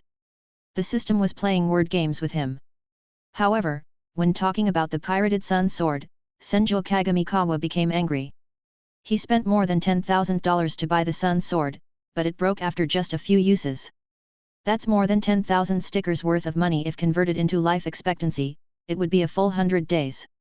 Senshao Jingchuan suddenly became unhappy and started to complain about the system. Unexpectedly, the system refuted. How is the value of over 10,000 expensive? Please stop talking nonsense, okay? The price of the Nichiren sword, pirated version, has been the same for so many years, how is it expensive? Have you worked hard to earn the value of? Did something get in? Did something sneak into the set? Qian Shaojing Chuan was dumbfounded. Was the system infected with a virus? Why did the tone seem to have changed? Then, in the next second, the electronic sound of virus in the system, under maintenance echoed in Senju Kagawa's mind. No longer pay attention to the virus system in your brain. Senju Jingchuan stood up and prepared to take the potatoes home to have a look. The Senju people around were originally in a state of brain shutdown, but when they saw Senju Jingchuan stand up, they seemed to come back to their senses as if they had just woken up from a dream, but there was still a trace of disbelief in their eyes. They couldn't imagine that if there were so many potatoes under every potato seedling in this potato field, then the yield per mu should have far exceeded 5,000, right? Qian Shao Jingchuan then remembered that there were still Qian Shao people around him. It was all the system's fault. He was so angry that he lost his mind. So, Senshao Jingchuan picked and chose the potatoes and prepared to pick a few good ones for them to try first. However, he found that each one looked similar, so he just gave one to each person and told them n ways to cook potatoes. However, looking at the dazed looks of these thousand hands people, I don't know whether they remembered it or not. Chapter 61. After Senju Jingchuan gave them the potatoes, those Senju people looked like they had lost their souls. They were surprised and happy at turns. They held the round potatoes in their hands like treasures, and then left with satisfaction. After they all left, Senju Kagawa inspected his potato fields, corn fields, sweet potato fields and rice fields. Seeing that the crops were growing well, he nodded with satisfaction. However, due to the limited scope of application of healing magic, he was unable to use it on large quantities of crops. But seeing that the crops were growing well, Senju Jingchuan felt relieved. In the evening, several people from the thousand-handed Buddha came back very early. I don't know if it's because of his good performance, but Senju Fujian looked very happy. He even pulled Senju Jingchuan aside for a chat, which was very rare. As for the sticky points that were offered to him, Qian Shao Jingchuan naturally accepted them all. He naturally started chatting along the topic given by Qian Shao Fujian, and then inadvertently sat close to Qian Shao Fujian, almost leaning his whole body on Qian Shao Fujian, and successfully got a lot of sticky points. As Senju Butsuma was usually busy with work, and he was usually strict with Senju Hashirama and Senju Tobirama, the two children were not very close to Senju Butsuma. No, it's not that they are not close, but rather that as Hashirama Senju and Tobirama Senju grew up, they naturally understood more things and could not be as close to their father as real children. What's more, Hashirama Senju and Busuma Senju had originally had different ideas, and the most that remained between the two was some blood-related father-son relationship, but there was really no way they had much in common spiritually. Senju Tobirama was not the type of person who liked to act like a spoiled brat, and he always showed more respect than admiration for Senju Furuma. The two brothers Senju Udama and Senju Wadama left early. Therefore, after all the calculations, Senju Fujian can only get a little father-son affection from his youngest son Senju Jingchuan. I don't know whether it is lucky or unfortunate. Senju Jingchuan and Senju Fujian were both having a great time chatting, one because he had gained a lot of sticky points and didn't want to stop, and the other because he felt the affection between father and son for the first time in a long time, so he didn't want to stop the topic either. It was not until Hashirama Senju and Tobirama Senju could no longer bear the hunger that Kagamikawa Senju remembered that he had not yet shown them his results of the day. Soon, Senju Jingchuan prepared today's dinner, a potato feast. There are fried potatoes, steamed mashed potatoes, potato stewed with chicken soup. When a piece of golden potato was served, the people in Thousand-Handed Buddha Hall were a little confused because they had never seen a potato before. However, when they smelled the fragrant potato aroma in the air, they couldn't help but feel hungry and almost drooled. Senju Kagawa sat down at the table, picked up his chopsticks and started eating. Ah, it's so delicious!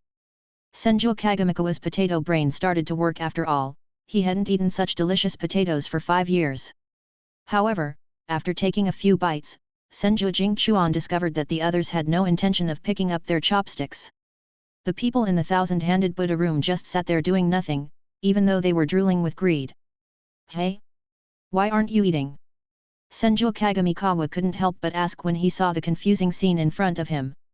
It was clearly Senju Hashirama and Senju Tobirama who said they were hungry before, but now they were the ones who didn't pick up their chopsticks.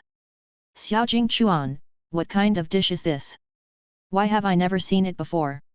Finally, it was Senju Hashirama who broke the silence in the room and asked the first question. He swallowed and stared at the plate of fried potatoes closest to him, as if his eyeballs were about to pop out of their sockets and stick to the fried potatoes. After hearing this, Senju Jingchuan suddenly realized, oh, it turns out that they didn't dare to pick up their chopsticks because they had never seen potatoes before. Qian Shao Jingchuan couldn't help but laugh. Could it be that these 3 grown men really didn't trust their son/brother? Would Qian Shao Jingchuan even cook inedible things for them to eat? Thinking of this, Qian Shao Jingchuan finally explained to them. This is potato, a high-yield crop. Senju Jingchuan introduced this grain to them while eating potatoes, talking about it in great detail and also listing 108 ways to cook potatoes. Looking at Senju Kagawa, who was enjoying the delicious food and looking intoxicated, Senju Hashirama and others finally couldn't help it. While listening to Senju Kagawa say potatoes, they started to snatch the food from him. After a while, Thousand-Handed Buddha also joined the battlefield and started snatching potatoes with the 3 brothers. The moment the potato entered his mouth, the black eyes of the Thousand-Armed Buddha lit up. The potato was crispy and fried to be crispy on the outside and tender on the inside. It was absolutely delicious. The few of them quickly finished several large plates of potatoes. The 3 brothers lay down on the chairs, holding their stomachs. Even Senju Tobirama couldn't help but burp. Only Senju Fusuma still cared about his dignity as a father and kept his back straight. Qian Shaofujian asked Qian Shao Jingchuan about some specific matters regarding potatoes, and Qian Shao Jingchuan told him everything he knew. After seeing Senju Fujian's increasingly excited eyes, Senju Jingchuan knew that he would not need to arrange anything afterwards. The Thousand-Handed Buddha will naturally see the great role of these high-yield crops and begin to pay attention to them. The butterfly's wings fluttered. Perhaps, everything in this world will change from now on. The sky of the ninja world is about to change. The next morning, Senju Jingchuan slept in for the first time in a long time. No one came to disturb his sleep this morning, so Senju Jingchuan slept until 10 o'clock. The sunlight shone through the window onto Senju Kagawa's face. The golden sunlight covered Senju Kagawa's entire fair face, and the fine hairs on his face were vaguely visible. His long and thick black eyelashes drooped down, casting a light black shadow under his eyes. Senju Jingchuan first turned over, then slowly opened his eyes. There was still a bit of confusion in his obsidian eyes. Then he blinked, and his eyes became a little clearer. Then he supported himself on the bed with his hands and sat up, stretching himself, tears welling up in the corners of his eyes. Senju Kagamikawa rubbed his eyes with his hands, then put on his coat and got out of bed. Although it is only early autumn now, the weather has already turned a little cooler. Senju Jingchuan pushed open the door of the room and took a deep breath of fresh air. I have to say that after leaving the battlefield, the air no matter where it is smells fresher than the smoke and blood on the battlefield. Seeing the sunlight from the sky slanting down on the earth and the shape of light appearing in the air, Senju Jingchuan's mood couldn't help but become brighter. It's such a nice day today, perfect for strolling around the clan. Senshao Jingchuan murmured, and immediately decided on his specific itinerary for the day. As he walked through the streets and alleys of the Senju tribe's territory, he had never felt that the sky was so blue, the ground was so flat, the air was so fresh, and the scenery of the world was so beautiful. In addition to the reason of leaving the battlefield, it must be because he saw that his crops grew well yesterday, and the posture of the thousand-handed Buddha last night also made Qianshao Jingchuan feel a lot better at the moment. As soon as Senju Jingchuan stepped into the street of the tribe, he could feel the vague gazes of the surrounding Senju people looking at him. Jingchuan. Senju Jingchuan felt a hand on his right shoulder. Senju Jingchuan turned his head and looked. Chapter 62. Goodwill and Peace. Senju Jingchuan turned around and found that the person who came was Senjuchinj. Senju Jingchuan and Senjuchinj have not seen each other for several months. Since the last time they worked together to fight those evil spirits, they have rarely met in the clan. After all, Senju Kagamikawa and Senjuchinj have been busy with various tasks or fighting the enemy on the front and rear lines of the battlefield in the past few months. Therefore, when Senju Jingchuan discovered that the person who came was Senjuchinj, an acquaintance of his, he couldn't help but feel a little happy. Brother Chinj, long time no see. Qianshao Jingchuan curved his eyes and greeted Qianshao Chinj with a smile. Seeing the soft smile of Qianshao Jingchuan, Qianshao Chinj couldn't help but feel warm in his heart. Fighting on the front line some time ago made his mind and body in a highly tense state. Now he can stand here and chat with Qianshao Jingchuan so easily, it's really a blessing. Ah, yes, Kagamikawa, we haven't seen each other for a long time. You look taller and your hair is longer, but why do you look thinner? Senjuchinj carefully looked at Senju Kagamikawa from head to toe, and then said jokingly. Xiao Jingchuan, you have changed so much that I almost couldn't recognize you. It was indeed not Senjuchinj's illusion. 2 months of life on the battlefield had made Senju Jingchuan mature a lot both mentally and physically. It was normal for him to lose some weight given how tired he was every day. Haha, I'm in the period of growing up, so I look different every day. Senju Jingchuan explained with a smile. Senju Kagamikawa and Senjuchinj walked around again and talked about everything. Then, the two of them unknowingly walked to the area where the farmland of the Senju clan was concentrated. The crops are still growing very well today. Seeing those crops standing proudly, Senjuchinj couldn't help but sigh. Xiao Jingchuan, you are really amazing. I have never seen these crops before, and I didn't expect you to actually succeed. I remember that at the beginning, many tribesmen were not optimistic about you bringing those children to grow these crops, right? Senjuchinj turned his head, with a hint of melancholy in his eyes, and looked at Senju Jingchuan who was overlooking the crops. Qianshao Jingchuan's eyes swept over the crops inch by inch, as if he was looking at his own children. His eyes were extremely gentle, and he said softly. Yet, I didn't expect it to be successful and grow so many. There was a hint of smile in Qianshao Jing's eyes, and he said. Although I don't know how you got these seeds and planting methods, Jingchuan, I believe that you must be doing this for our own good, right? With these grains, the Senju clan will be able to have a good winter. The sunlight shines on Senjuchinj's face, and his eyes are full of yearning and longing for a better future. After all, Senjuchinj is the man who had fought against those inexplicable evil spirits together with Senju Kagawa.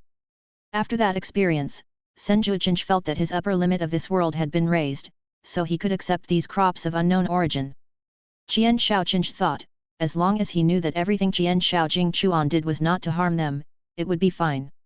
Even though he knew that Qianshao Jingchuan was indeed a bit strange, whether it was the inexplicable sun-wheel blade and sword skills or the crops that were now growing vigorously. Senju Jingchuan was stunned for a moment after hearing what Senjuchinj said. As smart as Senju Jingchuan is, he certainly knows what Senjuchinj meant. Senju Jingchuan raised his head and looked at Senjuchinj. Senjuchinj was not looking at him at this moment, but looking at the endless distance.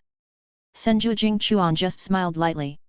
It may be true that he was a little hasty in taking out these seeds, but neither Senju Butsuma, Senju Hashirama, nor Senju Tobirama questioned him from beginning to end, nor did they doubt the source of these seeds. They just supported him silently. The tribesmen like Senju Jinch did not doubt Senju Kagawa. Except for the initial fear of the unknown flame and locking him in a small room as a monster, the Senju tribesmen were kind to him after they got to know Senju Kagawa. If Senju Jingchuan says now that he has never resented those Senju people who hurt him, it would be a lie. After being locked up in that dark and cramped room for 4 years, and his biological mother, who was the only one who took care of him, died of exhaustion, Senju Kagawa certainly couldn't have not resented and hated her. After all, that was the first time he experienced the love from his mother, but it was soon ruthlessly taken away. But as he lived in this chaotic world for longer and longer, Senju Jingchuan found that he could gradually understand those tribesmen.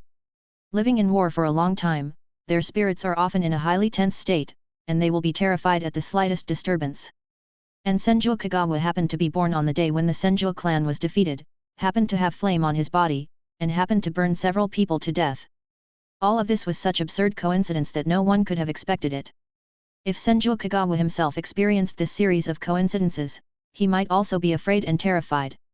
Under the circumstances at that time, it was Senju Butsuma and Senju Haruko who saved Senju Kagawa's young life. The 4 brothers of Senju Kagamikawa were still young at the time, and they didn't understand anything, nor could they stop anything. After Senju Kagamikawa was released, the best they could do was to be nicer to him. Although the Senju people were prejudiced against Senju Jingchuan at first, they finally chose to let go of their fear and began to interact with the 5-year-old child. Even though there were interests involved, Senju Jingchuan felt that this was the kindness they could retain in this chaotic world. In this world, Senju Kagawa experienced the kindness from his parents and brothers, the kindness from Senju Jinch and others, and the kindness from Neko's grandmother. Therefore, the hatred in Senju Jingchuan's heart had long been slowly worn away by their kindness. If there is still hatred, it should be the hatred for this chaotic world. And now, Senju Jingchuan has completely gained the trust of the Senju clan. Therefore, even though they knew that these seeds had unknown origins, they still chose to believe Senju Kagawa. Senju Kagawa felt that this was enough. Several 3- or 4-year-old children were playing in the fields under the arable land. They seemed carefree. They were all pure souls, untainted by war. Their biggest worry every day might be to practice chakra and ninjutsu. Senju Jingchuan was thinking in fascination. The reason why Hashirama Senju and Madara Uchiha desired peace was to protect their younger brother. To this end, they hoped to build a village to protect the children and keep them away from the war. So what is the purpose of Senju Kagamigawa to establish a ninja country? It's just to bring peace to the ninja world, right? In this way, no lives will die in wars between ninjas, right? Chapter 63. The opportunity presented. Senju Jingchuan was immersed in the emotion of Senju Jinch and others, when Senju Jinch suddenly interrupted the peaceful and harmonious atmosphere. Xiao Jingchuan, so, when will the potato be completely mature? Qian Shaojinch scratched his head naively, then sucked his saliva and asked Qian Shao Jingchuan. Last night he had the chance to try some fried potatoes, and the taste was absolutely amazing. Qian Shao Cheng he couldn't help but drool when he thought of the taste of the potatoes, so he couldn't help but ask Qian Shao Jingchuan. If this were a comic now, a row of black lines might be drawn on Senju Kagawa's head to express the speechless feeling in his heart. The current good atmosphere and the right time are perfect for feeling sad about the passing of time. However, Senju Kagawa still answered Senju Jinch's question honestly. About a month. Senju Jingchuan looked at the growth of the potato seedlings and estimated a rough time. But, Brother Changhe, there are more than just potatoes grown there. The one on the left is sweet potatoes, the one on the right is corn, oh, and the most common crop is rice. You should know this, Brother Changhe. Senju Jingchuan looked at the farmland, then introduced them to Senju Jinch one by one, and took the opportunity to say how many kinds of delicious food could be made from these grains. Qian Shao Changhe had been craving for the fried potatoes he had eaten yesterday, and now that he heard that there were more than just potatoes that could be used to make such delicious food, Qian Shao Changhe suddenly became even hungrier, as he felt that the breakfast he had didn't seem to fill him up at all. Qian Shaochinch suddenly came up with an idea. He rolled his eyes. Then, Qian Shaochinch smiled and asked a question. Xiao Jingchuan, do you still need help now? Senju Jingchuan didn't understand what Senju Jinch was referring to at first. He was stunned for a moment, and then the next second Senju Jingchuan understood what he meant. Senju Jingchuan burst into laughter and readily agreed to Senju Jin's suggestion to help. Senju Kagamikawa said that this was the first time he had seen someone who came to help farm. But he had no reason to refuse. After all, Senju Jin was free labor. Before, Senju Kagamikawa had to pay to hire someone to help. However, what Jian Shao Jingchuan didn't know was that his few pieces of farmland had now attracted the attention of many Jian Shao people. The few tasks that Jian Shao Jingchuan had issued to hire people to cultivate the land had already been taken up, and it was no longer like before when he was looking for people and few people would come. Some people even started fighting each other in order to grab these tasks. In short, Senju Jingchuan, who has solved the arable land problem, is now very happy and in a surprisingly good mood. After telling Kyunju Jing some precautions on farming, Kyunju Jingchuan left Kyunju Jing here to experience it first. Brother Jing, you try it first. Plowing the land is not an easy job. If you don't like it, just tell me. We are not short of manpower anyway. Jian Shao Jingchuan said generously. He felt that Jian Shao Jing said he wanted to help with farming only because he had never done it before and was therefore curious. Jian Shao Jing had never farmed before, so he felt that farming was not as simple as he imagined. After hearing a bunch of precautions, Senju Jing muttered. I didn't expect these crops to be so delicate. No wonder we couldn't grow them before. Senshao Jingchuan couldn't help but laugh after hearing this. Farming is certainly not that simple, but these seeds are produced by the system, so they are relatively easy to grow. They are far less difficult to grow than the crops of today's era. After all, those crop seeds have not been improved much. Senju Jingchuan felt that Senju Jing might give up farming soon. After all, it was not an interesting thing. Before, Senju Jingchuan had insisted on farming only because he maintained the attitude of a responsible person. But this time, Senju Jingchuan really underestimated Senju Jing's perseverance in farming. Perhaps at first, Jian Shaojing wanted to help with farming just out of curiosity and the desire to eat delicious foods like potatoes and sweet potatoes earlier, but later he gradually developed some feelings for these crops and wanted to take good care of them from the bottom of his heart. After all, these crops would be eaten by the Jian Shao people in the future. Jian Shaojing thought that if he worked harder to take care of these crops, perhaps these crops would grow better and produce more food, so that fewer tribesmen would go hungry. Jian Shaocheng he had experienced the feeling of starvation during the famine. In fact, when he was a child, because he was still a child and could not help the tribe that much, the limited food was sometimes not shared with a weak child. Senju Jing knows what it feels like to be hungry. It is a kind of tingling feeling. At first, you may just be hungry, but later you will get used to it, but your stomach will hurt from time to time. This feeling is too uncomfortable, and Jian Shaocheng doesn't want the children in the tribe to experience this feeling again. What's more, farming is indeed easier and more relaxing than going to the battlefield to some extent. Jian Shaocheng feels that he is not so delicate that he can't even farm. Maybe it's because I've been caught in the rain before, so I want to hold an umbrella for others. After saying goodbye to Senju Jing, Senju Jingchuan casually wandered around the Senju clan's territory. Along the way, Senju Jingchuan met many acquaintances he had met before. Those people greeted Senju Jingchuan very enthusiastically, and Senju Jingchuan also chatted with them enthusiastically. Moreover, during this period of time, Senju Kagawa also received a lot of food from the sisters. After all, Senju Kagawa is such a cute and charming child.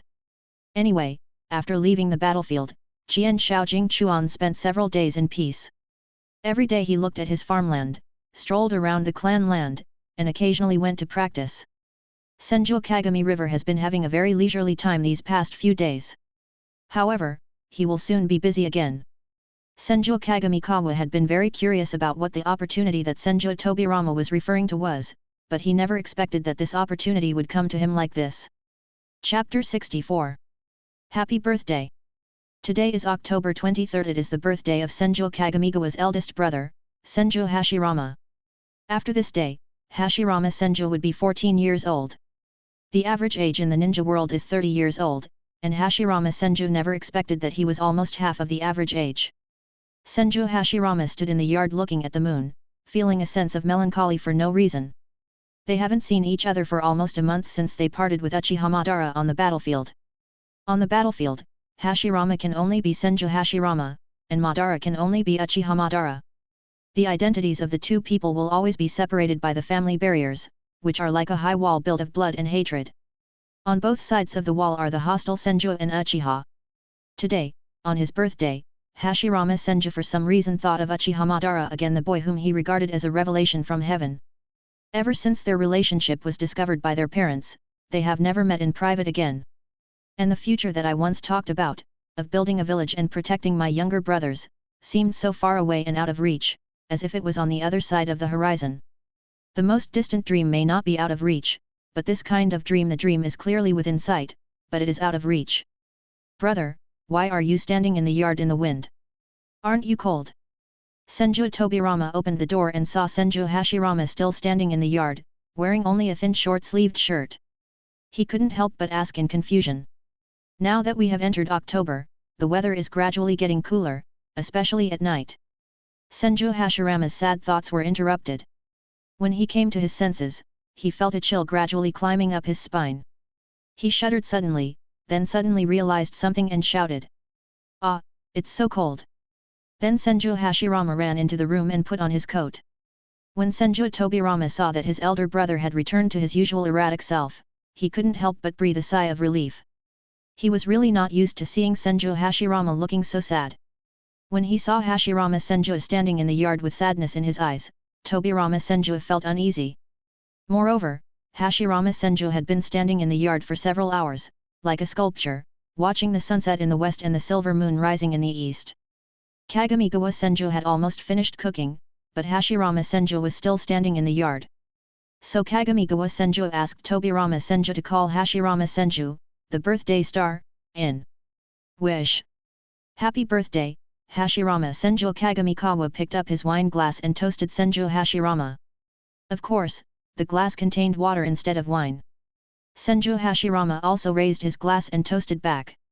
After Senju Butsuma and Senju Tobirama finished blessing Senju Hashirama, Senju Kagamikawa sneaked into the kitchen and turned off the lights when Senju Butsuma and the others were not noticing. The room became dark, with only moonlight shining through the window. Xiaojing Chuan, why did you turn off the lights? Several people at the table asked in confusion. Then, they saw several tiny flames suddenly lit up at the kitchen door opposite Senju Hashirama. The fire was getting closer and closer, and it was very obvious in the darkness. As the fire approached, Senju Hashirama could also see clearly the figure holding the fire. It was Senju Kagawa. His bright eyes and delicate and lovely face were faintly visible in the light of the fire. And under the firelight, there turned out to be a cake-shaped object. It was impossible to tell what it looked like, but it exuded a charming aroma. Then, they saw Senju Jingchuan put the cake-like object in the middle of the table. Hashirama-san! Close your eyes and make a wish in your heart, then put out the birthday candles. Senju Kagawa said with a smile, his tone revealing a bit of excitement. It is said that the wish you make in front of the birthday cake on your birthday will definitely come true. After hearing this, Hashirama Senju realized that this cake-shaped object was called a birthday cake. Make a wish? After hearing what Senju Kagamikawa said, Senju Hashirama obediently closed his eyes and made a wish. Whether he believed it or not, he hoped that this wish would come true, no matter what. Willing. Peace in the ninja world. Senju Hashirama made a wish devoutly in his heart, then opened his eyes. In the dim firelight, Hashirama Senju's black pupils appeared even more resolute. Hashirama Senju is a person who should not be associated with sadness. He is strong, determined, and can do his best to do what he wants. Today's confusion is only to make us more determined tomorrow. Quick, quick, blow out the candles. Hashirama-san, you must blow it all at once, otherwise it won't work. Senju Kagawa urged Senju Hashirama to blow out the candles. After hearing what Senju Kagamikawa said, Senju Hashirama took a deep breath and blew at the birthday candles with all his strength. With a whoosh, all the candles were blown out. With a swoosh, Senshao Jingchuan lit the lamp again using his own flame. Yes, Senju Kagamigawa cheered happily, I hope all the wishes that Hashirama-san made will come true. Thank you, Kagamikawa. Senju Hashirama was a little moved, and tears almost flowed down his eyes. Hey big brother, why are you so touched? Today is your birthday, why don't you be a little happy? As soon as Tobirama Senju saw how touched Hashirama Senju was, he couldn't help but want to beat him up. It had become a conditioned reflex. Senju Kagamikawa also teased Senju Hashirama with a smile, and then pulled out all the candles on the cake, revealing a perfect birthday cake. White and pink cream covered the surface of the birthday cake, dotted with a few icing flowers and a few slices of fruit on top. On the top, the words Happy Birthday were written with something unknown. The words were red and looked like jam.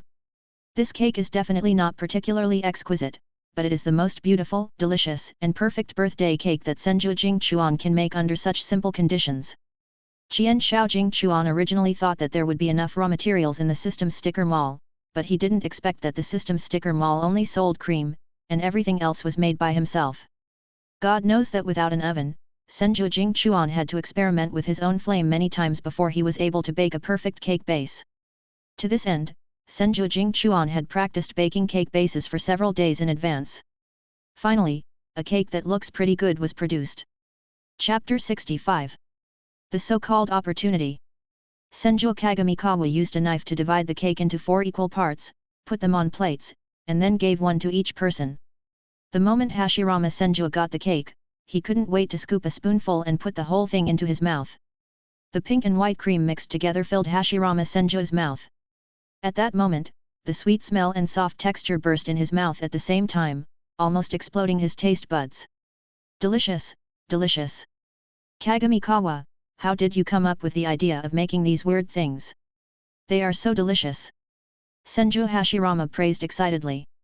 This was not forced praise from Hashirama Senju. Although this cake does not look that delicate, it tastes very good, sweet but not greasy. Put the cream in your mouth, you don't need to chew it at all, it melts in your mouth for a while, leaving a faint fragrance between your lips and teeth. If you savor it carefully, the rich aroma of cream lingers in your mouth, sweet and fragrant. This is a delicacy that you will never forget once you have taken a bite. In short, Hashirama Senju fell in love with this taste. My mind is full of weird things every day, so it's not surprising that I can make a cake. When Tobirama Senju heard Hashirama Senju's question, he immediately responded. Senju Tobirama's way of eating cake was much more elegant than Senju Hashirama's. He took bites of the cake, and although he didn't eat much at each bite, he ate very quickly. It was obvious that he also liked this cake. Senju Jingchuan breathed a sigh of relief when he saw that the two of them did not delve into the origin of the cake. He was really not good at making excuses. Qian Shaofujian never liked to talk at the dinner table. He just ate the cake and food in silence. However, looking at Qian Shaofujian's satisfied expression, we knew that he also liked the taste of the cake. Senju Jingchuan couldn't help but feel a sense of accomplishment. As a chef, he certainly hoped that the food he cooked would be liked by the guests. It seems that the sweetness is just right this time. Even Qian Shao, who doesn't like sweet food, likes the cake. Senju Kagamikawa once again affirmed his cooking skills from the bottom of his heart. However, speaking of sweet, he remembered that almost everyone in the Uchiha clan loved sweets. If this cake is to be made for Izuna, it might not be sweet enough. It should be made to the point where it's so sweet that it makes your teeth sick, right? Senju Kagawa couldn't help but think absent-mindedly. He hadn't seen the brothers Madara and Izuna for a long time. After all, he was working as a medical ninja on the rear battlefield and had almost no chance of meeting Uchiha Madara and Uchiha Izuna on the front line. As Senju Jingchuan was thinking, he couldn't help but stop eating and was stunned for a while. To be honest, he still missed Uchiha Izuna a little bit. After all, Izuna was Kagamikawa's first friend, not as Senju Kagamikawa and Uchiha Izuna, but as Kagamikawa and Izuna as individuals. By the way, Izuna also likes my grilled fish, although it tastes salty. But he also said that he wants to try pouring honey on the grilled fish, right? When Senju Kagamikawa thought of the deadly combination of grilled fish and honey mentioned by Uchiha Izuna, he couldn't help but feel a chill in his heart. What kind of dark cuisine is this? I don't know if Izuna has ever tried it. Senju Kagamikawa thought absent-mindedly. Senju Tobirama watched Senju Kagamikawa become dazed while eating, and couldn't help but remind him. Little brother, why don't you eat? The food will get cold soon. Although he didn't know what Senju Kagawa was thinking, Senju Tobirama subconsciously felt that it was not a good thing. Therefore, Senju Tobirama directly interrupted Senju Kagawa's thoughts. After hearing what Senju Tobirama said, Senju Kagamikawa's thoughts, which wanted to drift to the other side of Nanga River, were forcibly pulled back. He suddenly came back to his senses, and then stuffed a few mouthfuls of rice as if to cover up. Senju Kagamikawa thought, if Senju Tobirama knew that his brother was thinking about the Uchiha people, maybe he would break down? Senju Kagawa seemed a little distracted during the meal, but the other three seemed quite happy, especially Senju Hashirama, who seemed as if he had let go of some worries and looked glowing with joy. After dinner, Senju Fugen called the three brothers Senju Kagawa to the study to talk, and Senju Kagawa was caught off guard and heard what the opportunity he had been waiting for a long time was. Thousand-armed Buddha was sitting on the tatami with his hands placed solemnly on his legs, looking like he was about to discuss something important. We, the Senju clan, have always been on good terms with the Uzumaki clan. A few years ago, for some reason, I personally visited the head of the Uzumaki clan. Now that the problem has been solved, we naturally cannot neglect the courtesy. Senju Fujian talked about the topic of this conversation. His eyes inadvertently lingered on Senju Jingchuan for a moment, and then continued. Now I can't leave the Senju clan to visit the Uzumaki clan, and you three brothers have grown up. This time, I need two of you to visit and communicate with the Uzumaki clan on my behalf. Both Hashirama Senju and Tobirama Senju knew that this time they were returning some gift. It might be related to suppressing the fire of the Senju Kagami River, but if it was just for this purpose, there might be no need to make a special visit to the Uzumaki clan. When Senju Kagawa heard what Senju Busama said, he immediately understood what Senju Tobirama had mentioned before. Brother Tobirama, oh, Brother Tobirama, you are so awesome. Senju Kagamikawa couldn't help but sigh in his heart. Father, I want to go. Senju Kagamikawa volunteered before Senju Hashirama and Senju Tobirama. Thousand-handed Buddha was stunned for a moment, as if he did not expect that his 5-year-old son would take the initiative to volunteer.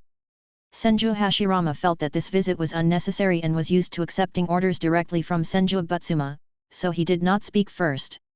As Tobirama Senju already knew that Kagamikawa Senju wanted to obtain the Uzumaki clan's sealing technique, he did not compete with him for the spot. Jingchuan, you actually want to go? Jian Shao Fujian was a little surprised. He thought that according to Jian Shao Jingchuan's personality, he would prefer to study the crops in the clan land. After all, Jian Shao Jingchuan treasured those crops during this period. Thousand-handed Jingchuan laughed twice, obviously understanding what Thousand-handed Buddha had not said. He smiled, his expression showing the innocence of a child, and then replied to Jian Shao Buddha. Father, I haven't been to the Uzumaki clan yet, please let me go out and take a look.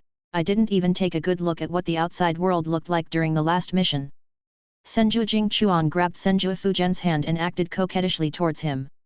Chapter 66, Panic Hands. Father, just let me go.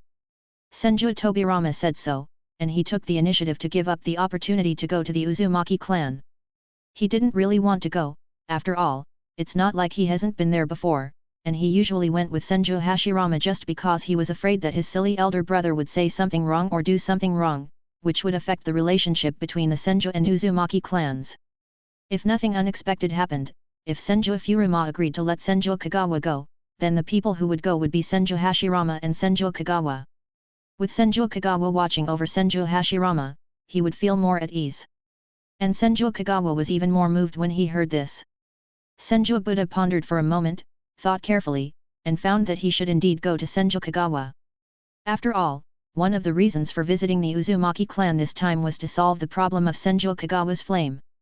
Senju Kagawa's visit to the Uzumaki clan this time can indeed show some sincerity of the Senju clan. And the second reason.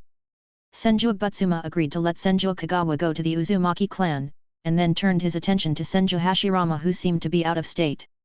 Senju Butsuma couldn't help but frown when he saw Senju Hashirama's somewhat out-of-tune look.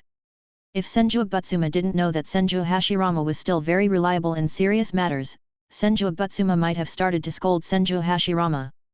Hashirama, you're going to this time. Senju Butsuma's tone carried a tone that could not be refused. Senju Hashirama came back to his senses and responded. He was not surprised at all that he was chosen. After all, he was the young clan leader of the Senju clan.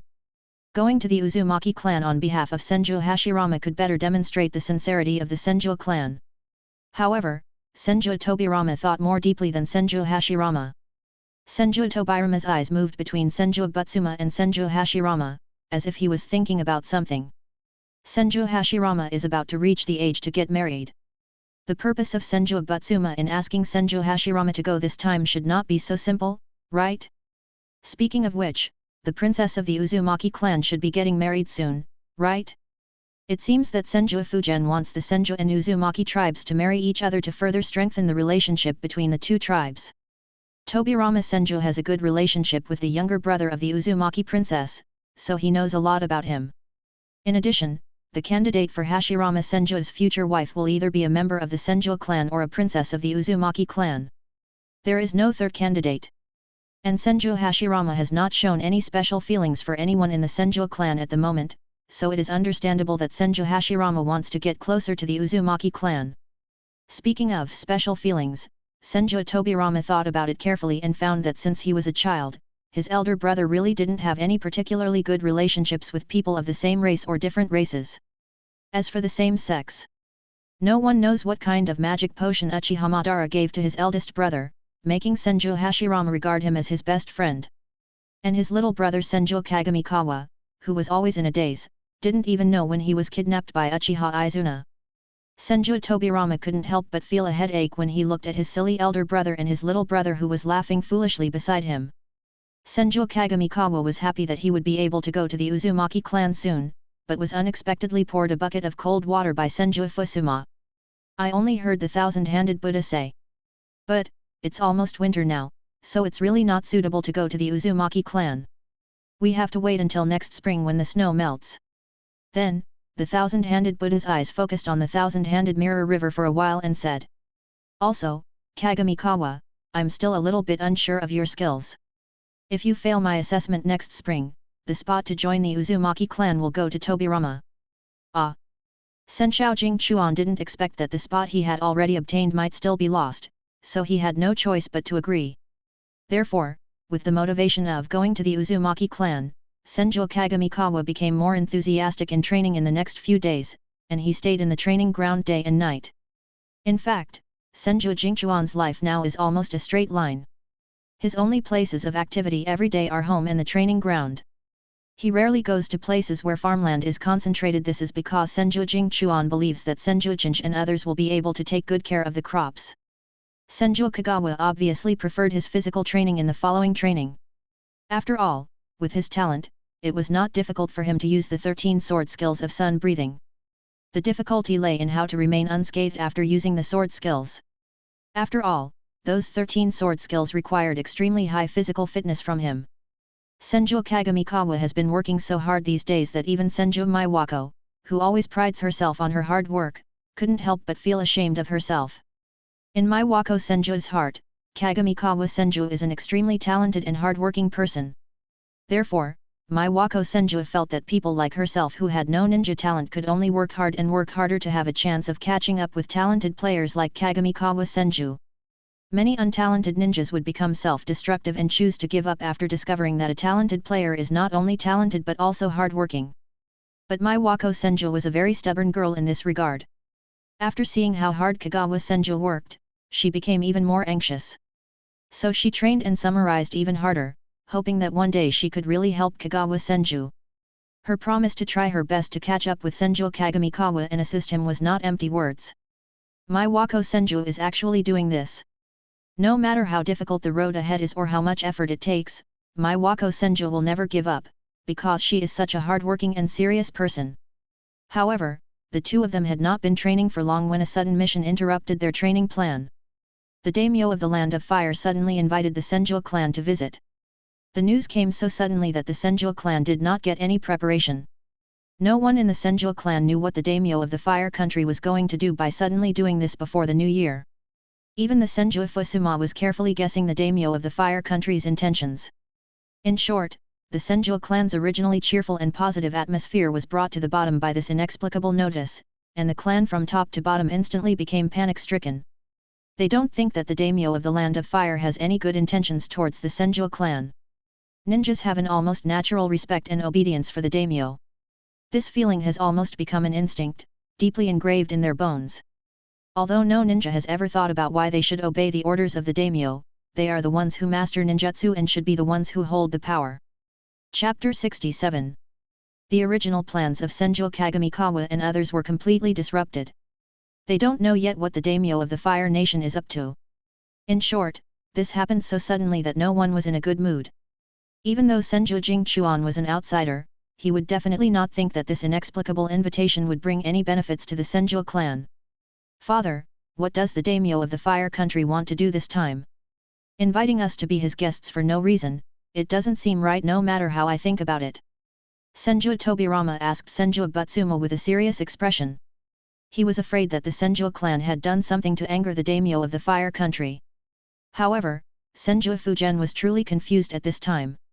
He really didn't understand what the Fire Country daimyo was up to. In the past, ninjas and nobles maintained a relatively balanced and stable state. Ninjas are the sharp swords in the hands of the daimyo. When two countries go to war, ninjas are the first to take the field. Therefore, the strength and status of the ninjas of a certain country often represent the strength and status of the daimyo in the country. The daimyo, as a mountain that protects the ninjas in this chaotic world, provides them with a place to live and a place to establish themselves. Although this is exactly what Senju Kagawa cannot understand, why can't the ninjas who have mastered the unique ninjutsu and chakra break away from the daimyo? Why do ninjas willingly want to be the swords in the hands of the daimyo? In any case, Senju Kagamigawa was indeed not a person who grew up in this era, and his values had long been shaped. He was a legitimate successor to socialism. Therefore, Senju Kagamigawa could never truly empathize with the ninjas of this world, and naturally could not fully understand the special relationship between ninjas and daimyo in this world. That kind of special relationship where they hold each other back. But in fact, even in such a special relationship, the relationship between ninja and daimyo is essentially just that of hired and hired. Ninjas rely on but are not specifically attached to any particular country. They just need the help of the daimyo, but they do not have to discriminate among their employers. Although the Senju clan needs the support of the daimyo, and because they happen to be located on the border of the Fire Country, they have a closer relationship with the daimyo of the Fire Country, but the Senju clan can also suddenly switch sides to the Lightning Country or other countries. Therefore, the relationship between the Senju clan and the daimyo of the Land of Fire is in a very contradictory but compatible point, but the relationship between the two is like being tied by a thin but tough spider silk, which can be broken free at any time, but it is a bit troublesome. And for some reasons, the Senju clan has never expressed the intention to jump ship, so the Fire Country daimyo's protest-like behavior really makes it difficult for Senju Fusuma to feel puzzled. After a long time, Senju Butsuma still did not answer Senju Tobirama's question. Senju Tobirama also understood that Senju Butsuma was also confused about this matter for the time being. If we talk about their recent actions, it might just be farming, but can the daimyo of the Land of Fire really be so well informed that he knew about the movements of the Thousand Hands so quickly? Moreover, he was sure that the Senju clan was inward-looking and there would be no traitor who would tip off the daimyo. Even the warriors raised by the Fire Country daimyo may not be able to reach the outskirts of the Senju clan's territory. The atmosphere in the study of the Thousand-Handed Buddha room was cold, and Thousand-Handed Jingchuan, who was on the training ground, had no interest in continuing his training.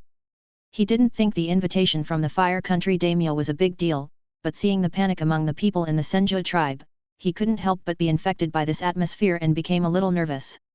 He also thought about the farmland and crops, and was a little worried whether this incident was a chain reaction caused by those things. Therefore, Senju Jingchuan was uneasy the whole day. The news has been updated. This was the first thing Senju Fujian said after returning home in the evening. Qian Shao Jingchuan sat upright, ready to face the coming storm at any time. The daimyo wouldn't just do something to the Senju clan, right? But what Senju Butsuma said next was something none of the three Senju Hashirama brothers had expected. I saw the sight of the Thousand-Handed Buddha slowly shifted to the Thousand-Handed Mirror River, and then he spoke in the face of the doubtful look of the Thousand-Handed Mirror River. The Lord of the Land of Fire has requested that the list of those invited this time. There's you, Kagamikawa. Thousand-Handed Buddha's words suddenly exploded like a thunder in the silent room, shocking several people. Thousand-Handed Jingchuan, who was at the center of the incident, felt a thin electric current running from the tip of his toes straight to the top of his head, catching him off guard. He was stunned for a long time, and then he seemed to react and squeezed out two words from his throat. What? His voice was as soft as a mosquito's hum, but none of the people present had sharp ears or eyes. In addition, it was already late at night and the surroundings were extremely quiet, so everyone heard Jingchuan's panicked and trembling voice. Yes, panic. Senju Kagamikawa had no idea that the daimyo of the Land of Fire had noticed him. This was definitely not a good sign. Senju Jingchuan's intuition sounded a severe alarm at this time. This intuition had helped him a lot in both his previous life and this life, so Senju Jingchuan believed in his intuition very much. But this intuition reminded him at this moment that there might be a trap ahead. Qian Shao Jingchuan felt a little panic and confusion for no reason. He was just a ninja who had just been to the battlefield twice. Why would he attract the attention of a daimyo? In fact, this kind of attention seems to have reached an abnormal level. Senju Kagamigawa believed that as a person who could control the power of a country, the daimyo would definitely not do anything without confidence. Since he had begun to want to meet the individual named Senju Kagamigawa, then it was. Senju Kagamikawa has done something that violated the daimyo's bottom line. If someone dances directly in front of the daimyo, he will never tolerate it no matter what. But what did the 5-year-old ninja Senju Kagamikawa do to touch the daimyo's bottom line?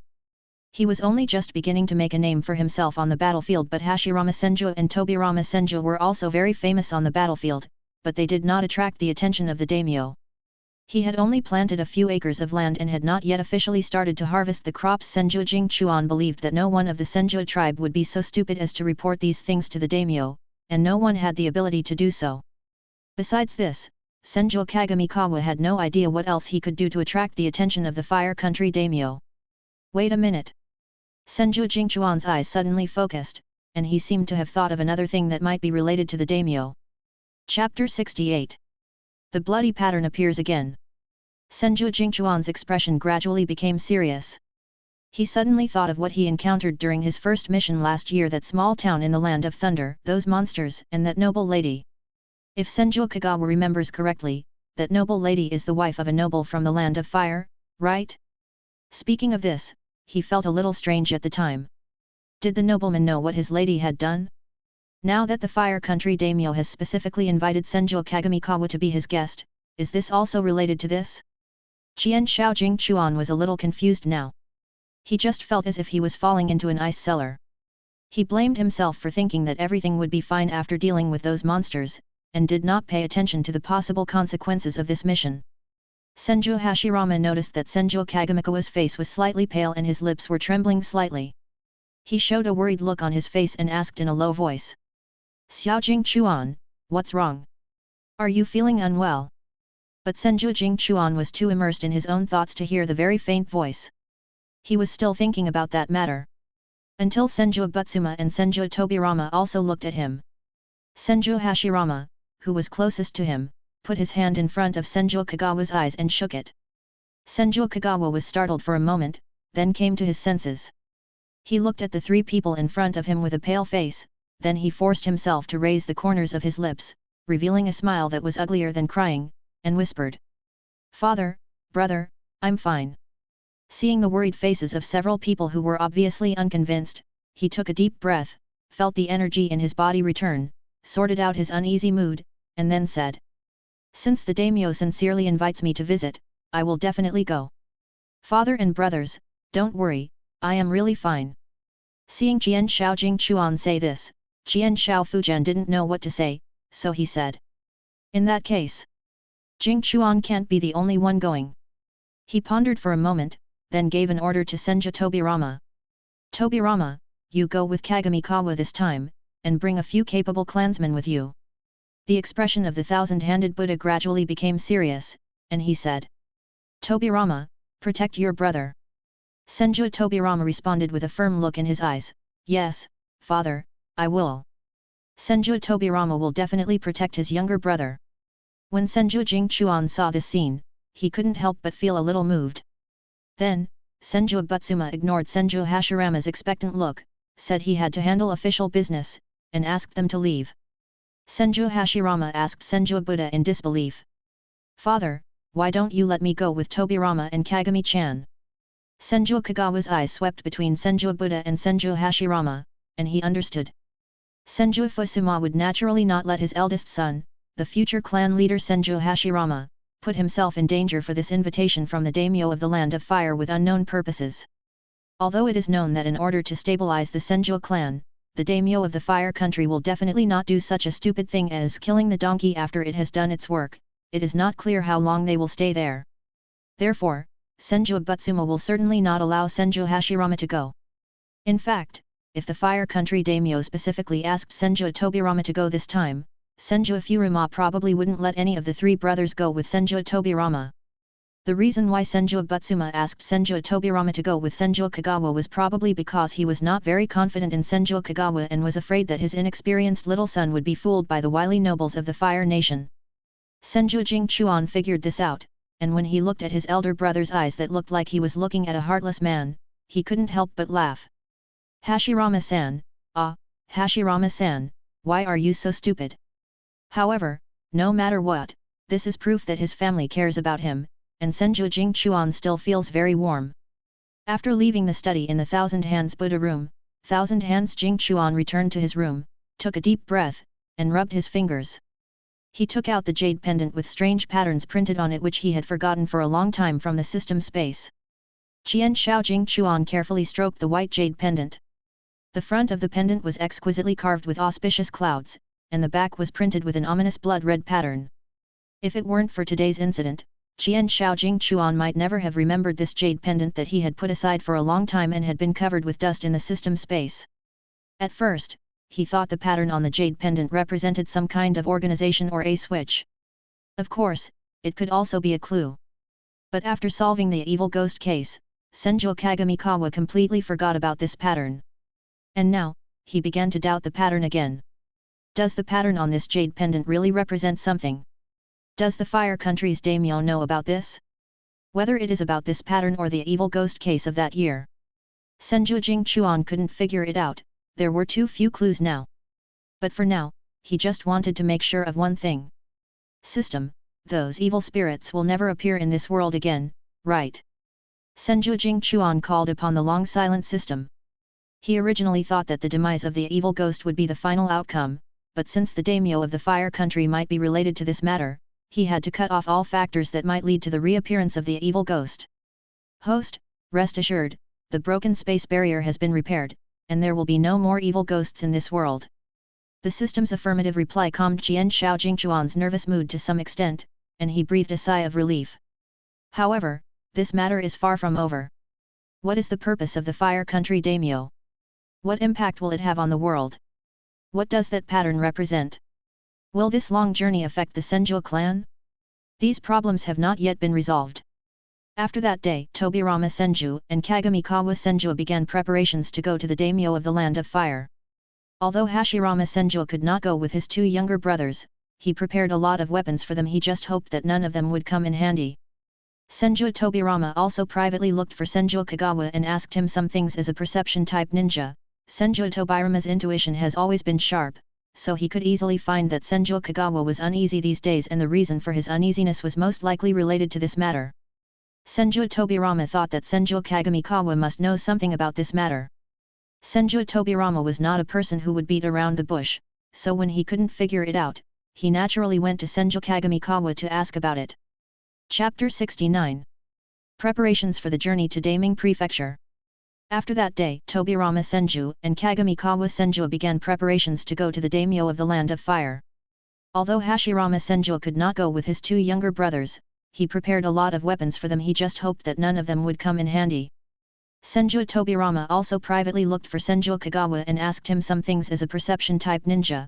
Senju Tobirama's intuition has always been sharp, so he could easily find that Senju Kagawa was uneasy these days, and the reason for his uneasiness was most likely related to this matter. Senju Tobirama thought that Senju Kagamikawa must know something about this matter. Senju Tobirama was not a person who would beat around the bush, so when he couldn't figure it out, he naturally went to Senju Kagamikawa to ask about it. Senju Tobirama went to ask Senju Kagawa about his opinion on this matter, but in fact he wanted to ask Senju Kagawa in a tactful way whether he knew what this matter might be related to. Senju Kagawa was stunned for a moment when he heard the purpose of Senju Tobirama's visit, then he sighed slightly and said, "It's really you, Tobirama-san." Under Senju Tobirama's expectant gaze, Senju Kagawa suddenly changed his tone.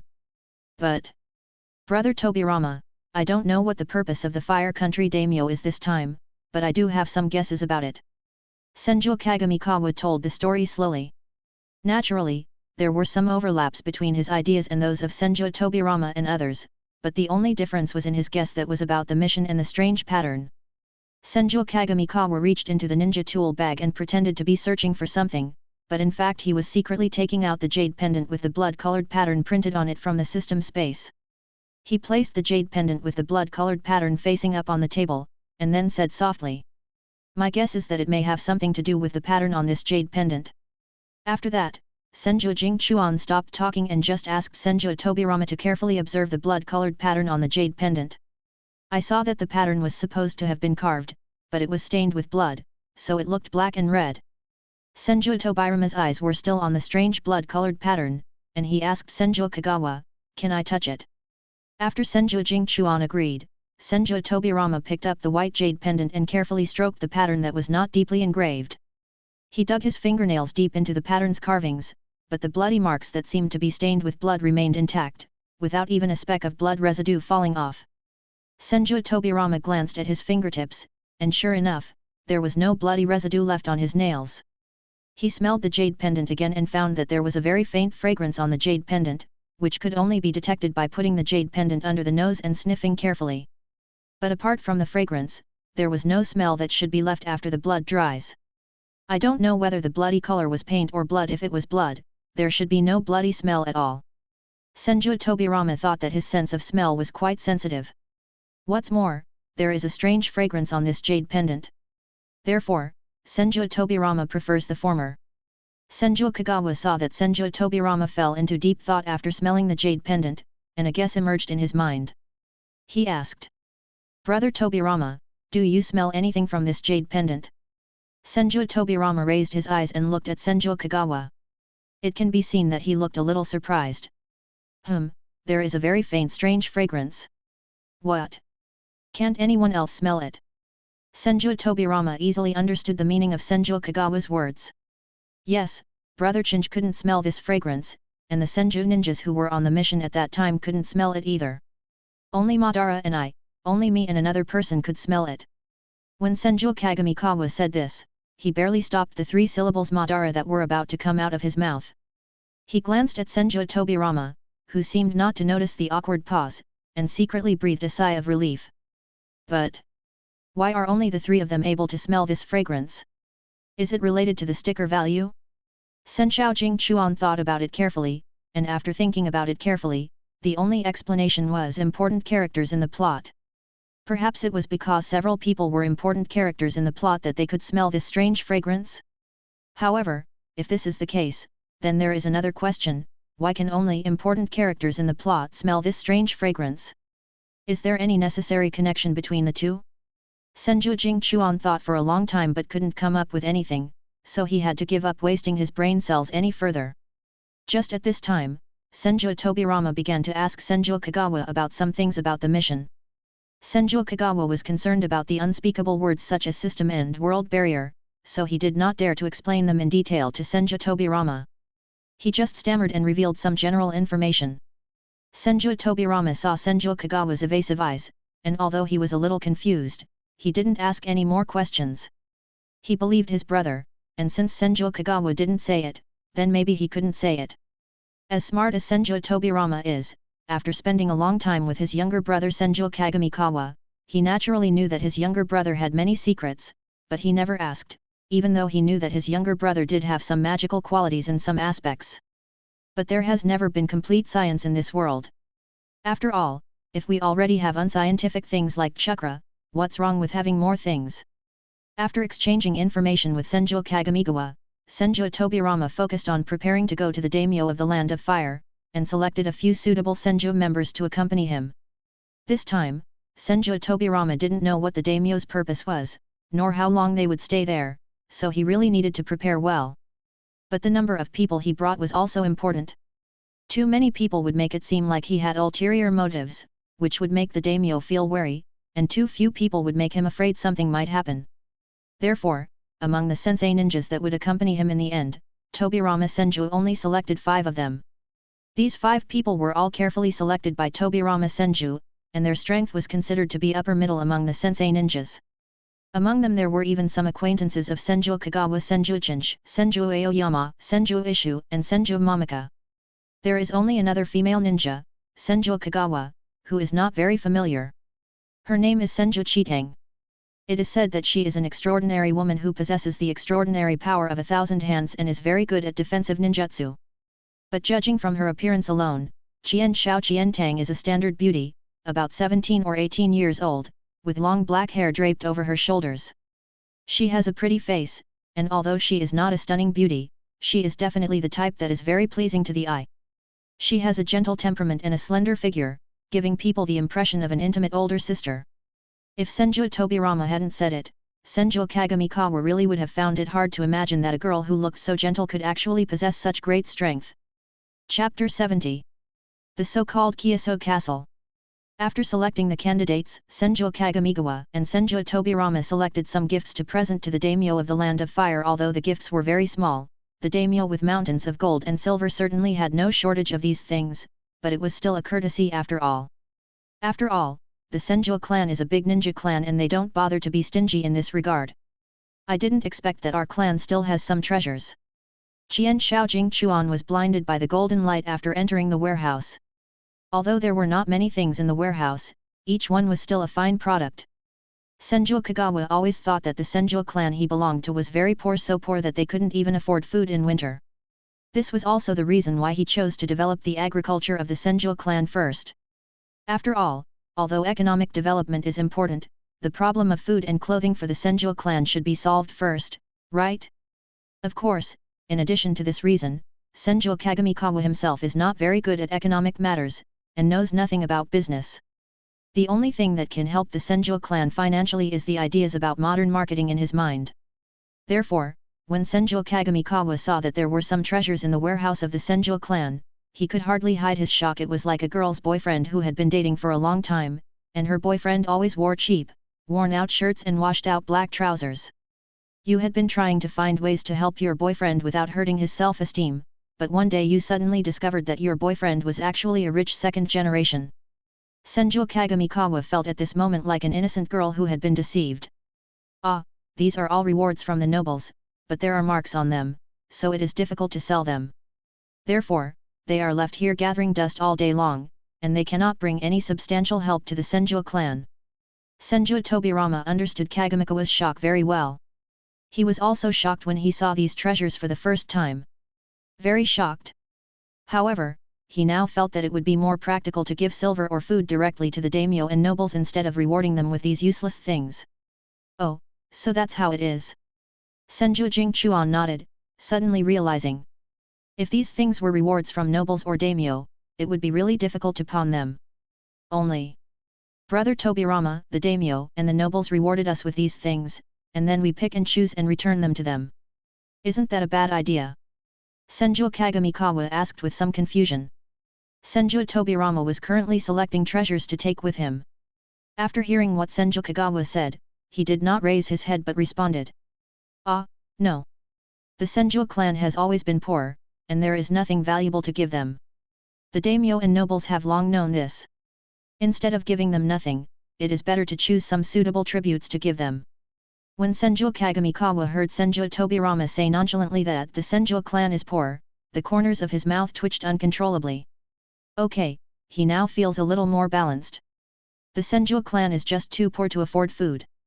Senju Kagamikawa thought carefully about the current situation of the Senju clan, and suddenly discovered that the clothes worn by the Senju clan members have never been as exquisite as those worn by the Uchiha clan. Is it that the Uchiha clan is richer, or that the Uchiha clan is better at dressing up? Or is it simply because the Uchiha clan members are generally good-looking, so whatever they wear looks fashionable? Or all three? The words were on the tip of Senju Kagawa's tongue, but he stopped when his eyes fell on the flesh-pink scar on Senju Tobirama's cheek. Senju Tobirama hates the Uchiha clan so much. If he really asked about it, Senju Tobirama would probably be very angry, right? What's more, the truth doesn't seem that hard to guess.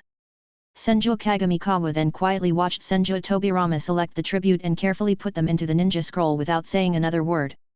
After everything was ready, Senju Kagawa and 7 others were ready to go to Daming Prefecture. Before leaving, Senju Kagamikawa specifically instructed Senju Hashirama and several of his trusted clansmen to pay attention to the condition of the crops in the farmland. Xiaojing Chuan Tobirama, be safe on the road, I will miss you.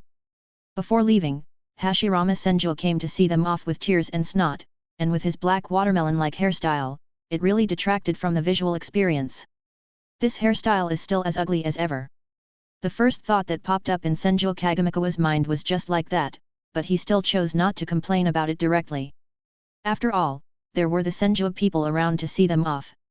If he brought it up like this, it would affect the image of Senju Hashirama.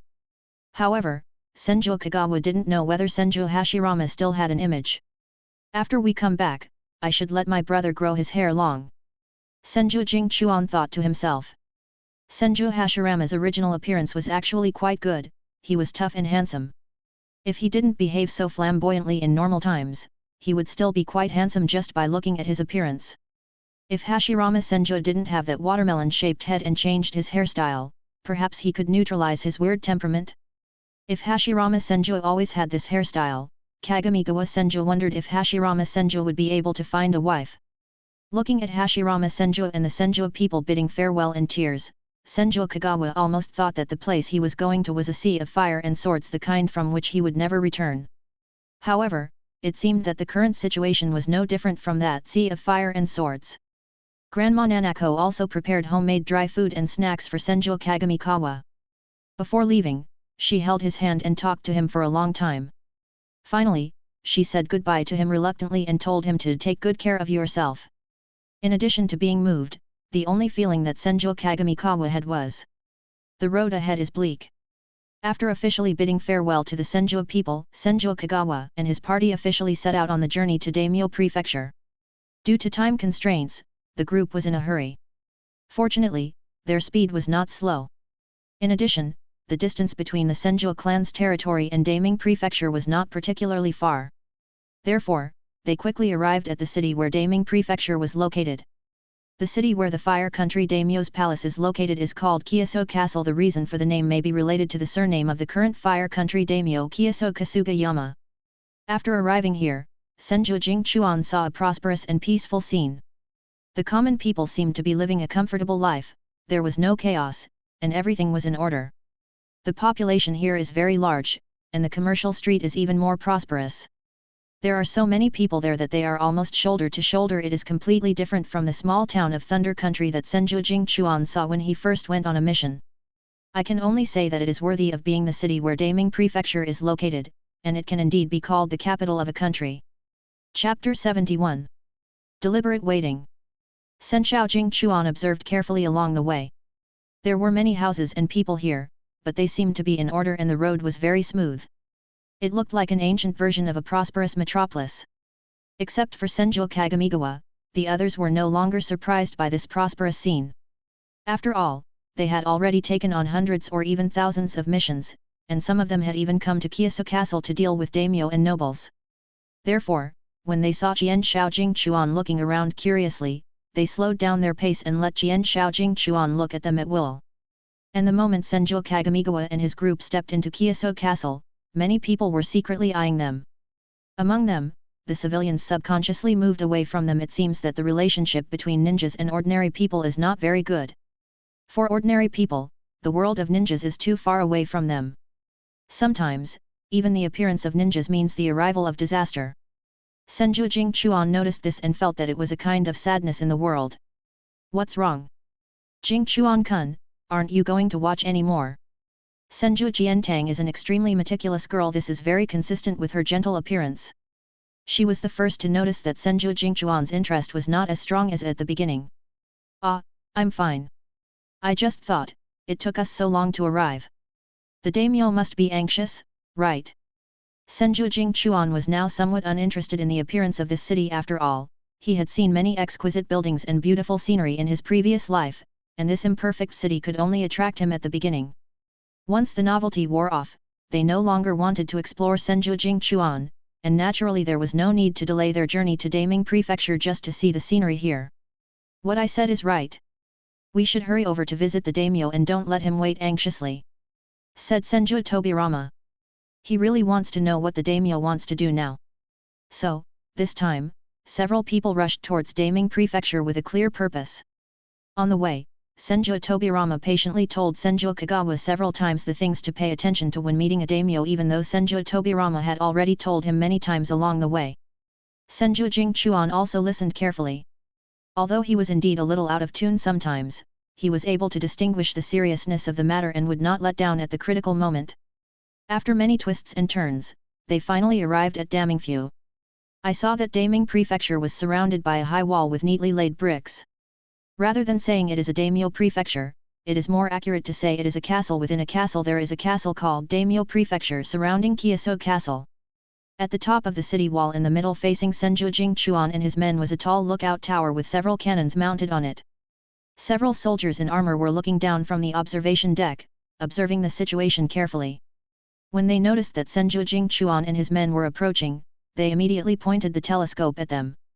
Senju Jingchuan believed that if they made any offensive moves at this moment, they might be immediately targeted by the muzzles of the cannons, and then the shells would fly towards them at a high speed. Of course, the daimyo mansion must have more than just a few soldiers on duty on the lookout tower. The moment the Senju Kagami River approached, the soldiers on duty at the city gate approached them without hesitation. The soldiers took a look at what Jian Shao Jingchuan and the others were wearing, then they saluted as if they had suddenly realized something, and then the leading soldier asked, "Excuse me, are you guys the Senju ninja?" Senju Jingchuan and the others nodded to them, which was considered as a return gesture. Then Senju Tobirama took out the invitation letter and handed it to the leading soldier, and then said, "Yes, we are the Senju ninjas who came here at the invitation of the daimyo of Kyosu." The soldier took the letter, examined it carefully, and after finding that there was no problem, he led Senju Jingchuan and others into the city. Jian Shao Jingchuan was looking at this place all the way. The inside of the daimyo's mansion was obviously more refined than the houses outside, but it was also more spacious. There was no one here except for the patrolling teams of soldiers and some maids and servants who were cleaning. Looking closely, this place is actually very similar to the Forbidden City that Senju Jingchuan visited in his own country in his previous life, except that there are not as many buildings here, the area is not as large, and it is not as magnificent as there. In any case, this so-called Diaming Mansion was far beyond Senju Jingchuan's imagination. He originally thought that the so-called Diaming Mansion was just a slightly larger and more exquisite mansion, and he never imagined that it would be such a magnificent scene. I can only say that it is indeed worthy of the name of a country, and it is indeed rich. Senju Jingchuan couldn't help but think that if the Senju clan could also have such strong financial resources, he wouldn't have to think about how to increase the wealth of the Senju clan every day. Alas, the road ahead is long and arduous. Senju Jingchuan sighed in his heart. After walking in the daimyo palace for a long time, Senju Kagawa and others finally arrived at the castle tower where the current daimyo, Kyoso Kasugayama, lived.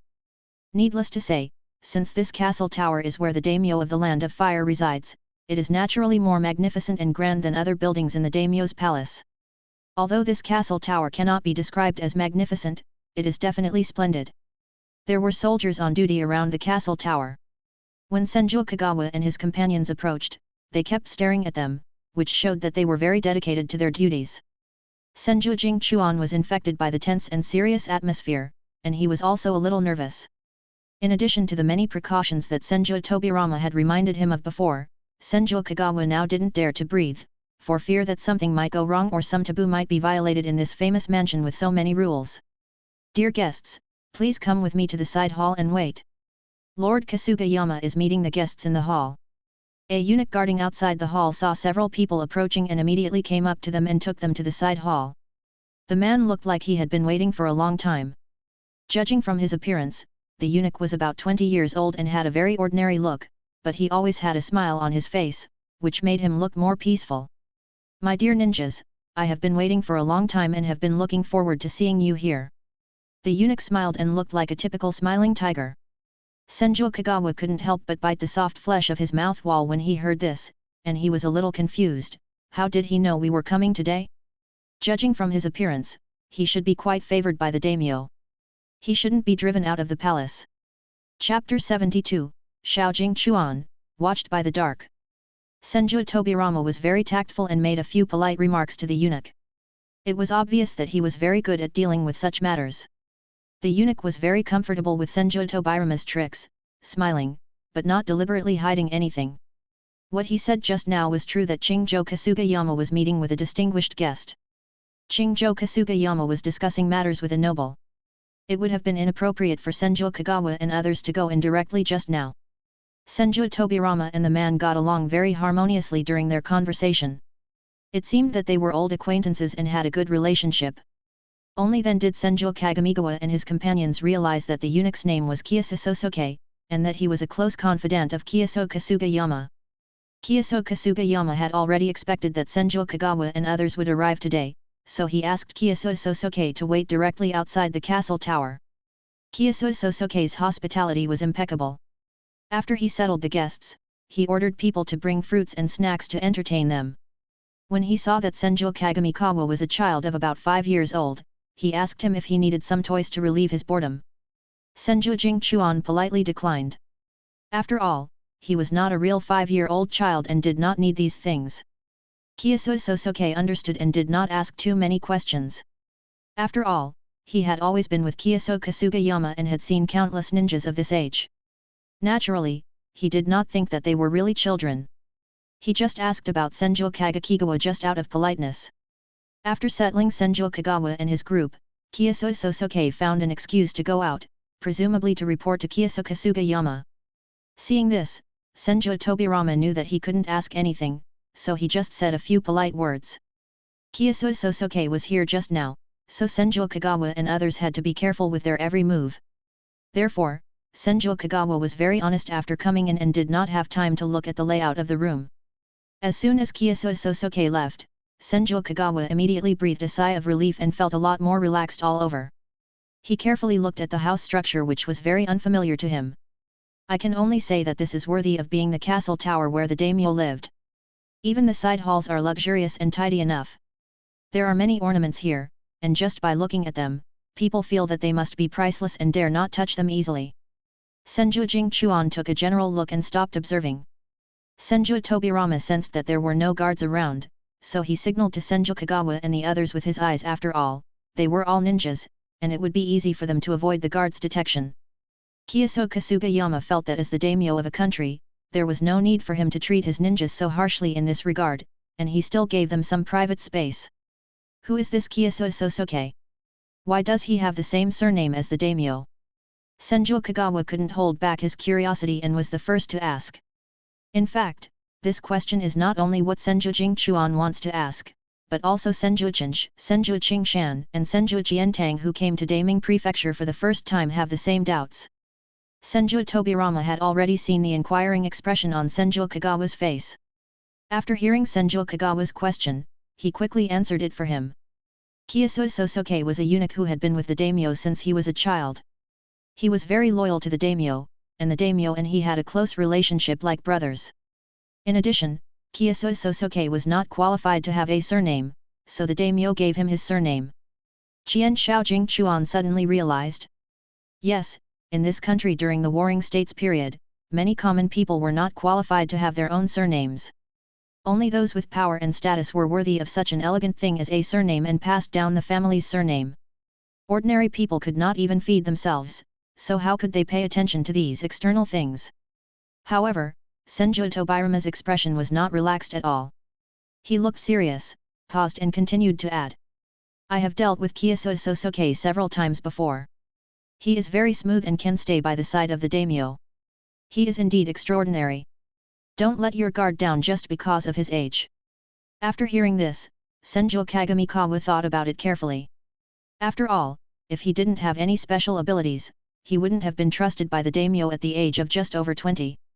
The daimyo had no shortage of subordinates who had been trained since childhood, but only Kiyosu Sosuke had such an honor to be given a surname by the daimyo, right?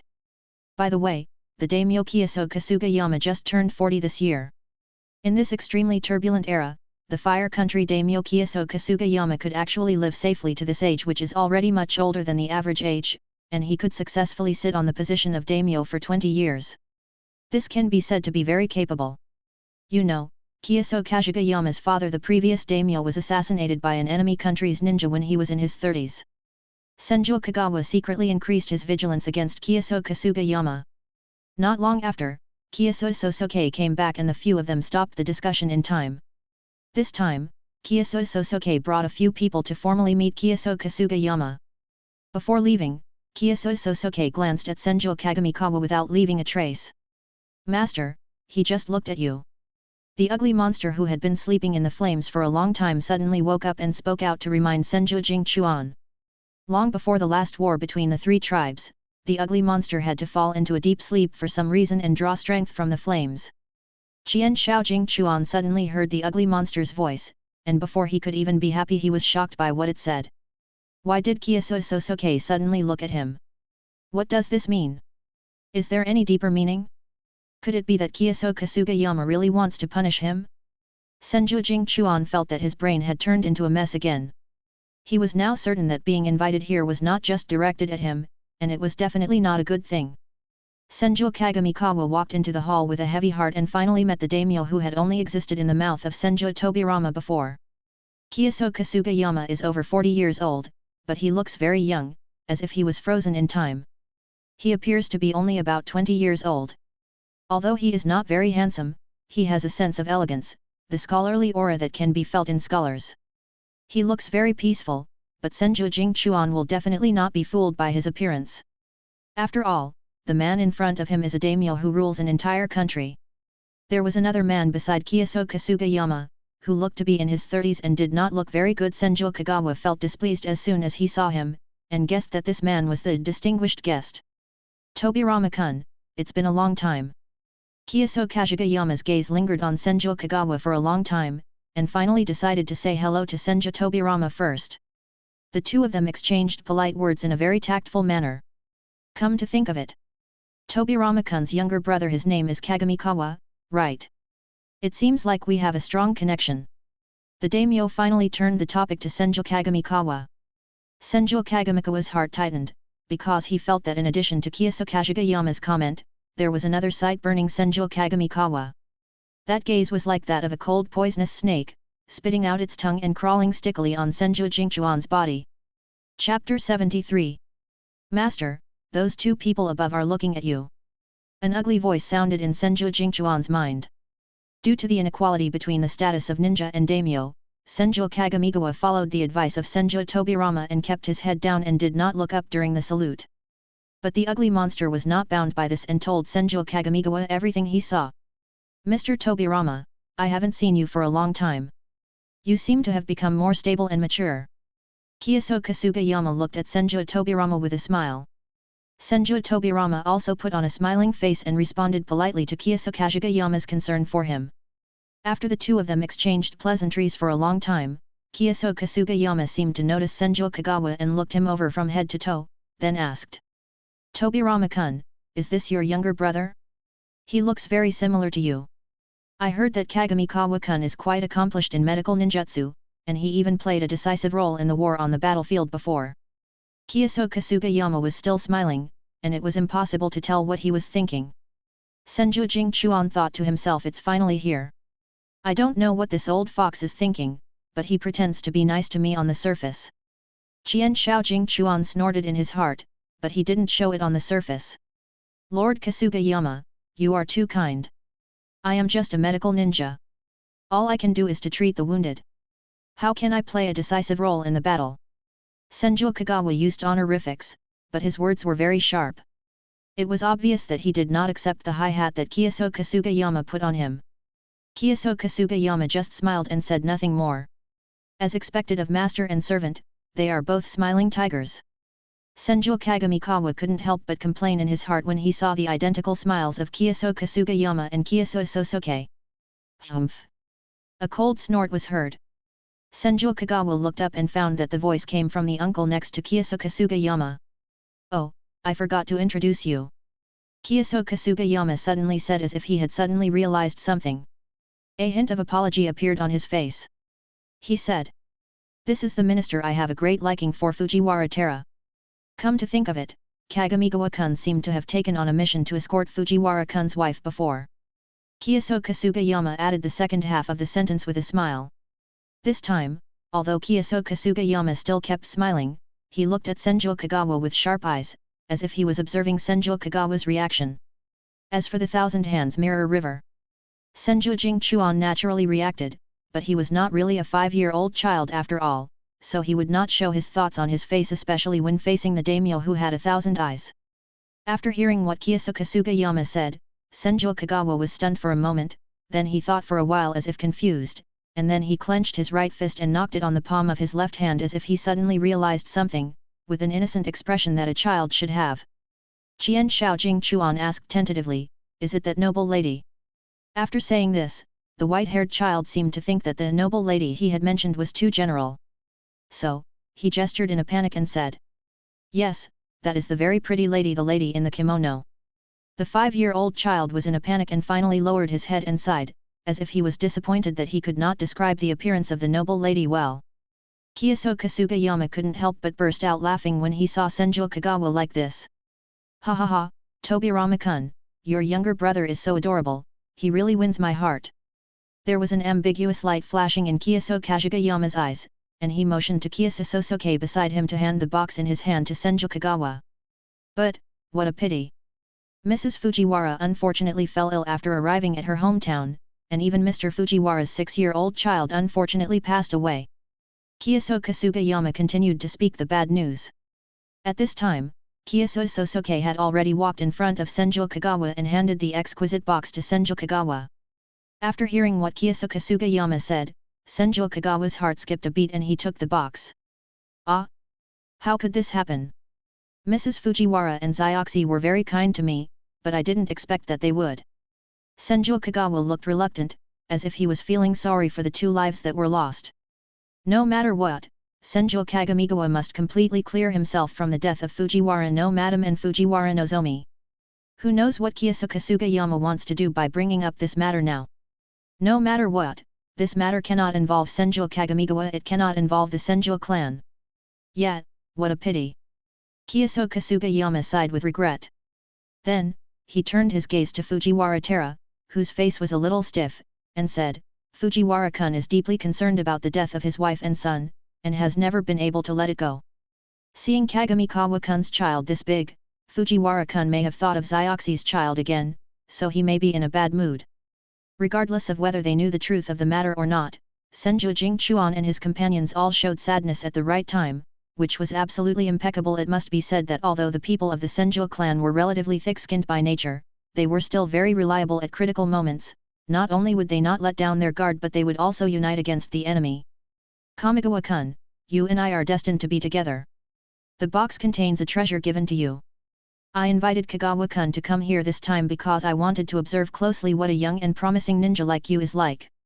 I hope Kagamigawa-kun won't mind my lack of courtesy." Kiyasuke Sugiyama nodded to Senju Kagamigawa with a gentle tone. If someone didn't know him, they might really think that Kiyasuke Sugiyama was a daimyo who loved talented people. Senju Kagawa was impeccable in terms of etiquette, and he argued with Kiyasuke Sugiyama for a few more words. In the end, Kiyasuke Sugiyama was the first to give in and revealed his true purpose. "Tobirama-kun, Kagamigawa-kun, I invited you here this time because I have some selfish reasons of my own. During this period, the Land of Fire has not been peaceful. The daimyo of the Land of Lightning has sent ninjas to assassinate me many times." When Kiyasuke Sugiyama said this, a hint of fear appeared on his face. "My warriors were all injured in the assassination, and many of them were killed. The only ones I can trust are you Senju ninjas." Kiyasuke Sugiyama looked at Senju Kagawa and others with a sincere expression. To be honest, when Senju Kagawa saw Kiyasuke Sugiyama's expression, he actually felt a bit of protective desire. This time, perhaps an Uchiha ninja will come. "Tobirama-kun, can I trust you?" Kiyasuke Sugiyama stated his guess just right and put himself in a completely weak position. Chapter 74. Late Night Enemy Attack. Uchiha? How can he be so sure? A trace of doubt arose in Qian Shao Jingchuan's heart. If Kiyasuke Sugiyama invited him this time just to ensure his own safety, then why did he specifically invite Senju Kagamigawa? Why didn't he directly state the real purpose of this mission? Moreover, according to Kiyasuke Sugiyama, the image of Senju Kagamigawa in his mind should be more like a medical ninja rather than a martial ninja. Why didn't Kiyasuke Sugiyama invite the more powerful Senju Hashirama and Senju Tobirama or other strong men of the Senju clan? However, if Kiyasuke Sugiyama was afraid that he would be seriously injured, it would make sense for him to invite a medical ninja. After hearing what Kyosuke Sugiyama said, although Senju Tobirama had some doubts in his heart, he was completely attracted by the three words Uchiha. Therefore, Tobirama Senju attached great importance to the mission of protecting Kyosuke Sugiyama. After all, the opponent was Uchiha. This time, Senju Tobirama was extremely grateful that the other 5 people he chose were all very strong and capable of handling this sudden task. In any case, Tobirama Senju had to start discussing specific defense and enemy countermeasures with Kyosuke Sugiyama. The specific matters that follow are not something that can be accessed by Senju Kagamikawa and other foreign ninjas. In order to protect the daimyo's safety, Senju Kagamigawa and others were arranged in several rooms next to the room where Kyosuke Sugiyama lived. If the ninjas need anything, please don't hesitate to tell me, Kyosuke Sosuke said with a smile. After Qian Shaojing Chuan and the others clearly stated that they did not need anything, he said, "My lords, you are tired from the journey. I hope you can have a good rest and not delay your work. I will take my leave now." After Senju Tobirama made sure that there was no one around, Senju Kagamikawa finally asked the doubts in his heart. After hearing his question, Senju Tobirama pondered for a moment and then said, "This is indeed a problem, but, since the enemy may be the Uchiha, we cannot take it lightly when facing that evil clan." Senju Jingchuan couldn't help but twitch the corners of his mouth, feeling helpless. Senju Tobirama, Senju Tobirama, is it possible that the only thing left in your mind now is evil Uchiha? Let alone anything else, Kagamikawa-kun, you must take a look at what gift that daimyo gave you now. Senju Jiantang, who had been quiet on the side, suddenly reminded. Oh yes, there is still a gift that has not been opened. Senju Jingchuan suddenly realized and went to pick up the box that was placed aside. Senju Kagamikawa now brought the box over and placed it on the table, finally allowing him to take a closer look. The box is a very dark reddish-brown in color, nothing special. Senju Jingchuan opened the box under everyone's expectant gaze. There turned out to be a jade seal inside. Strictly speaking, this should be a jade seal. The entire jade seal is made of jade, but its top is not the jade dragon head that Senju Jingchuan had seen in the museum, but is very flat. Qian Shao Jingchuan picked up the jade seal and placed it in his palm, examining it carefully. This jade seal is square, but the Senju clan's emblem is printed on the side. Turn it over and look at the seal below. It was exactly the same pattern as the one on the white jade pendant. However, this pattern is not black and red, it is just a carved pattern used for stamping. Senju Jingchuan was shocked. He glanced at Senju Tobirama and found that Senju Tobirama's expression was also very surprised and doubtful. What exactly did Kyosuke Sugiyama mean? Why did he give this jade seal to Senju Kagawa? Why is the family emblem of the Senju clan printed on this jade seal? A jade seal made the hearts of the two Jian Shao brothers tighten again. Late at night, several masked men in black quietly descended on the Daming prefecture shrouded in darkness. The moment they landed, Senju Tobirama suddenly opened his eyes, and his red pupils emitted a faint light in the darkness. Thorn! Boom! It was the sound of weapons clashing. Senju Kagamikawa quickly got up from the bed, put on his clothes, picked up his ninja tool bag and went to the next room. The usually quiet Daming mansion was now brightly lit. The doors and windows of the Kyosuke Sugiyama palace were wide open, and the late autumn wind blew into the room, disrupting the silence. Kyosuke Sugiyama hurriedly hid behind Senju Tobirama, his face full of shock. His clothes were half undressed, his hair was messy, he was obviously a daimyo, but at this moment he didn't care about his image at all. It was obvious that he was awakened from his deep sleep by the sudden appearance of the enemy. Swish swish swish! Several kunao and shurikens suddenly attacked from the side. Senju Kagawa suddenly stopped walking into the room, leaned his upper body back, and rolled to the side, avoiding the sudden attack. Senju Jingchuan fought with several men in black who were blocking the door. He took out the sun wheel sword and used his sword skills quickly, accurately and ruthlessly to chop at them. Qian Shaochinj and others also arrived quickly.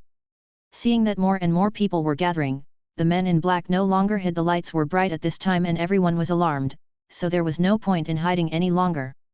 Fire style, great fireball technique. The leading man in black suddenly took off his mask, quickly formed seals with his hands, and spit out a big fireball from his mouth towards Kyosuke Sugiyama.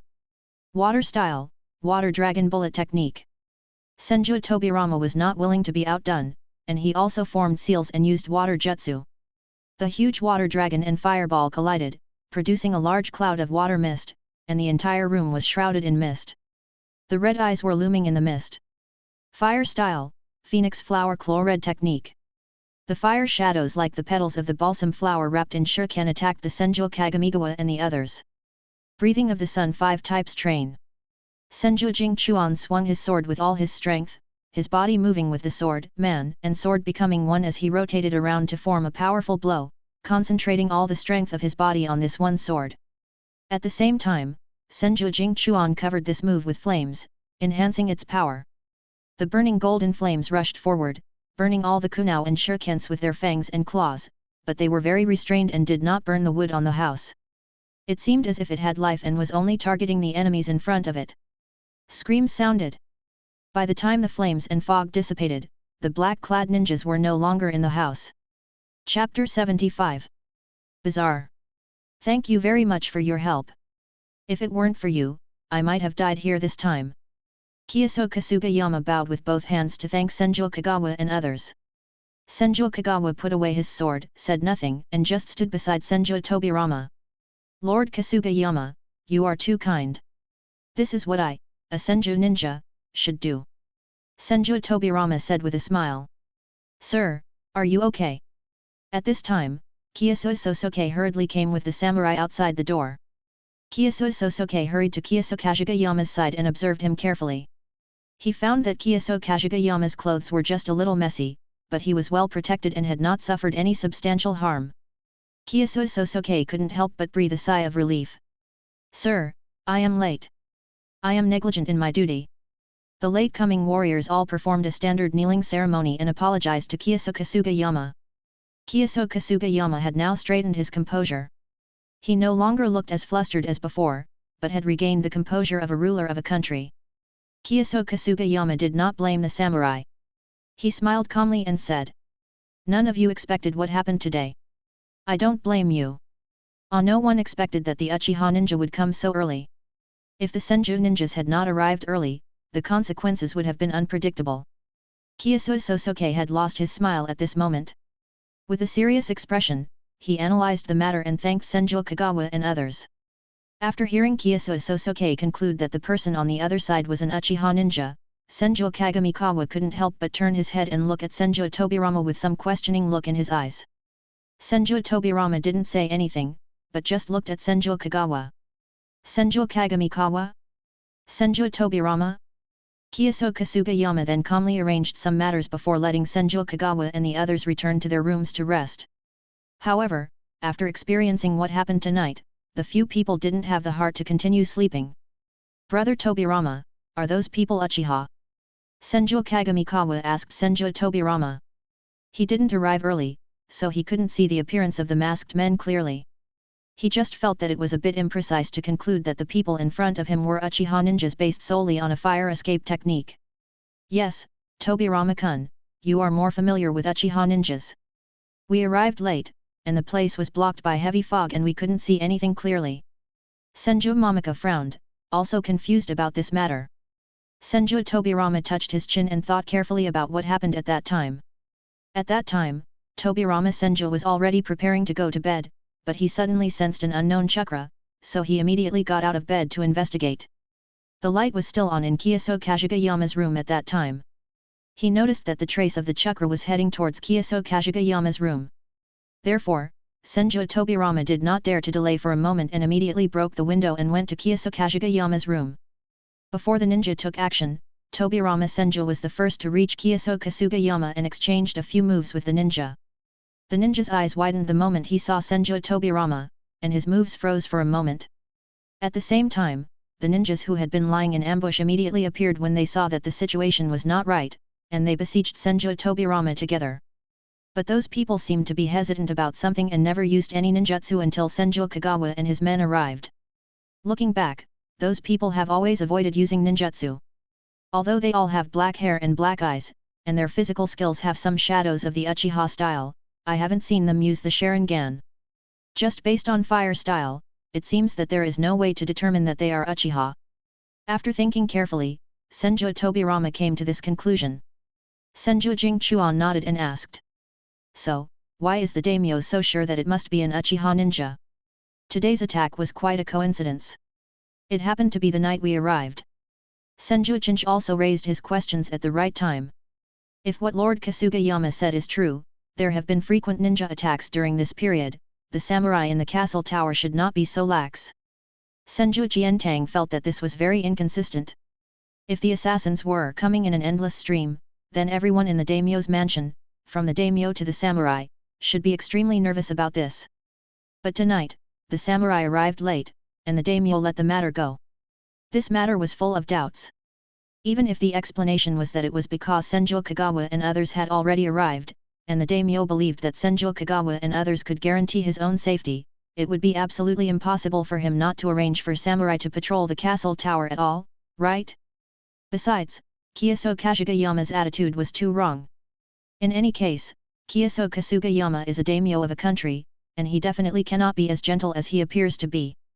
How come during this time together, he seems to have no temper at all? Senju Kagamikawa's thoughts once again touched upon the box placed in his room. Qian Shaojing Chuan now feels a headache when he thinks of the jade seal inside. What exactly does Kiyoso Kasugayama mean? Even if he wanted to test him, he shouldn't have given him a jade seal for no reason. Although Senju Tobirama also felt that this matter was weird at every turn, he didn't know what Kiyoso Kasugayama meant. Was all this tonight directed and acted out by Kiyoso Kasugayama alone? Although several Senju currently feel that this play seems to be directed and performed by Kiyoso Kasugayama himself. It's really strange. When those ninjas saw us coming, they immediately released fire style, but when they saw that we could easily break their moves, they retreated without hesitation, as if they came out to assassinate us just to let us see their fire style. Senju Jiantang added. Yeah, that's weird. Ninjas should always put their mission first no matter where and when. Since their mission is to assassinate the daimyo, they should never give up like this. Even if they fight to the last moment and are completely wiped out, they should not retreat unscathed like this. Senju Aoyama expressed his opinion on the matter in a serious tone. When Senju Jingchuan heard this, he raised his head and looked at Senju Qingshan with a frown. Even though this matter was full of weirdness, Senju Kagamikawa still didn't want to hear Senju Aoyama's ninja tool theory that made him uncomfortable in every aspect.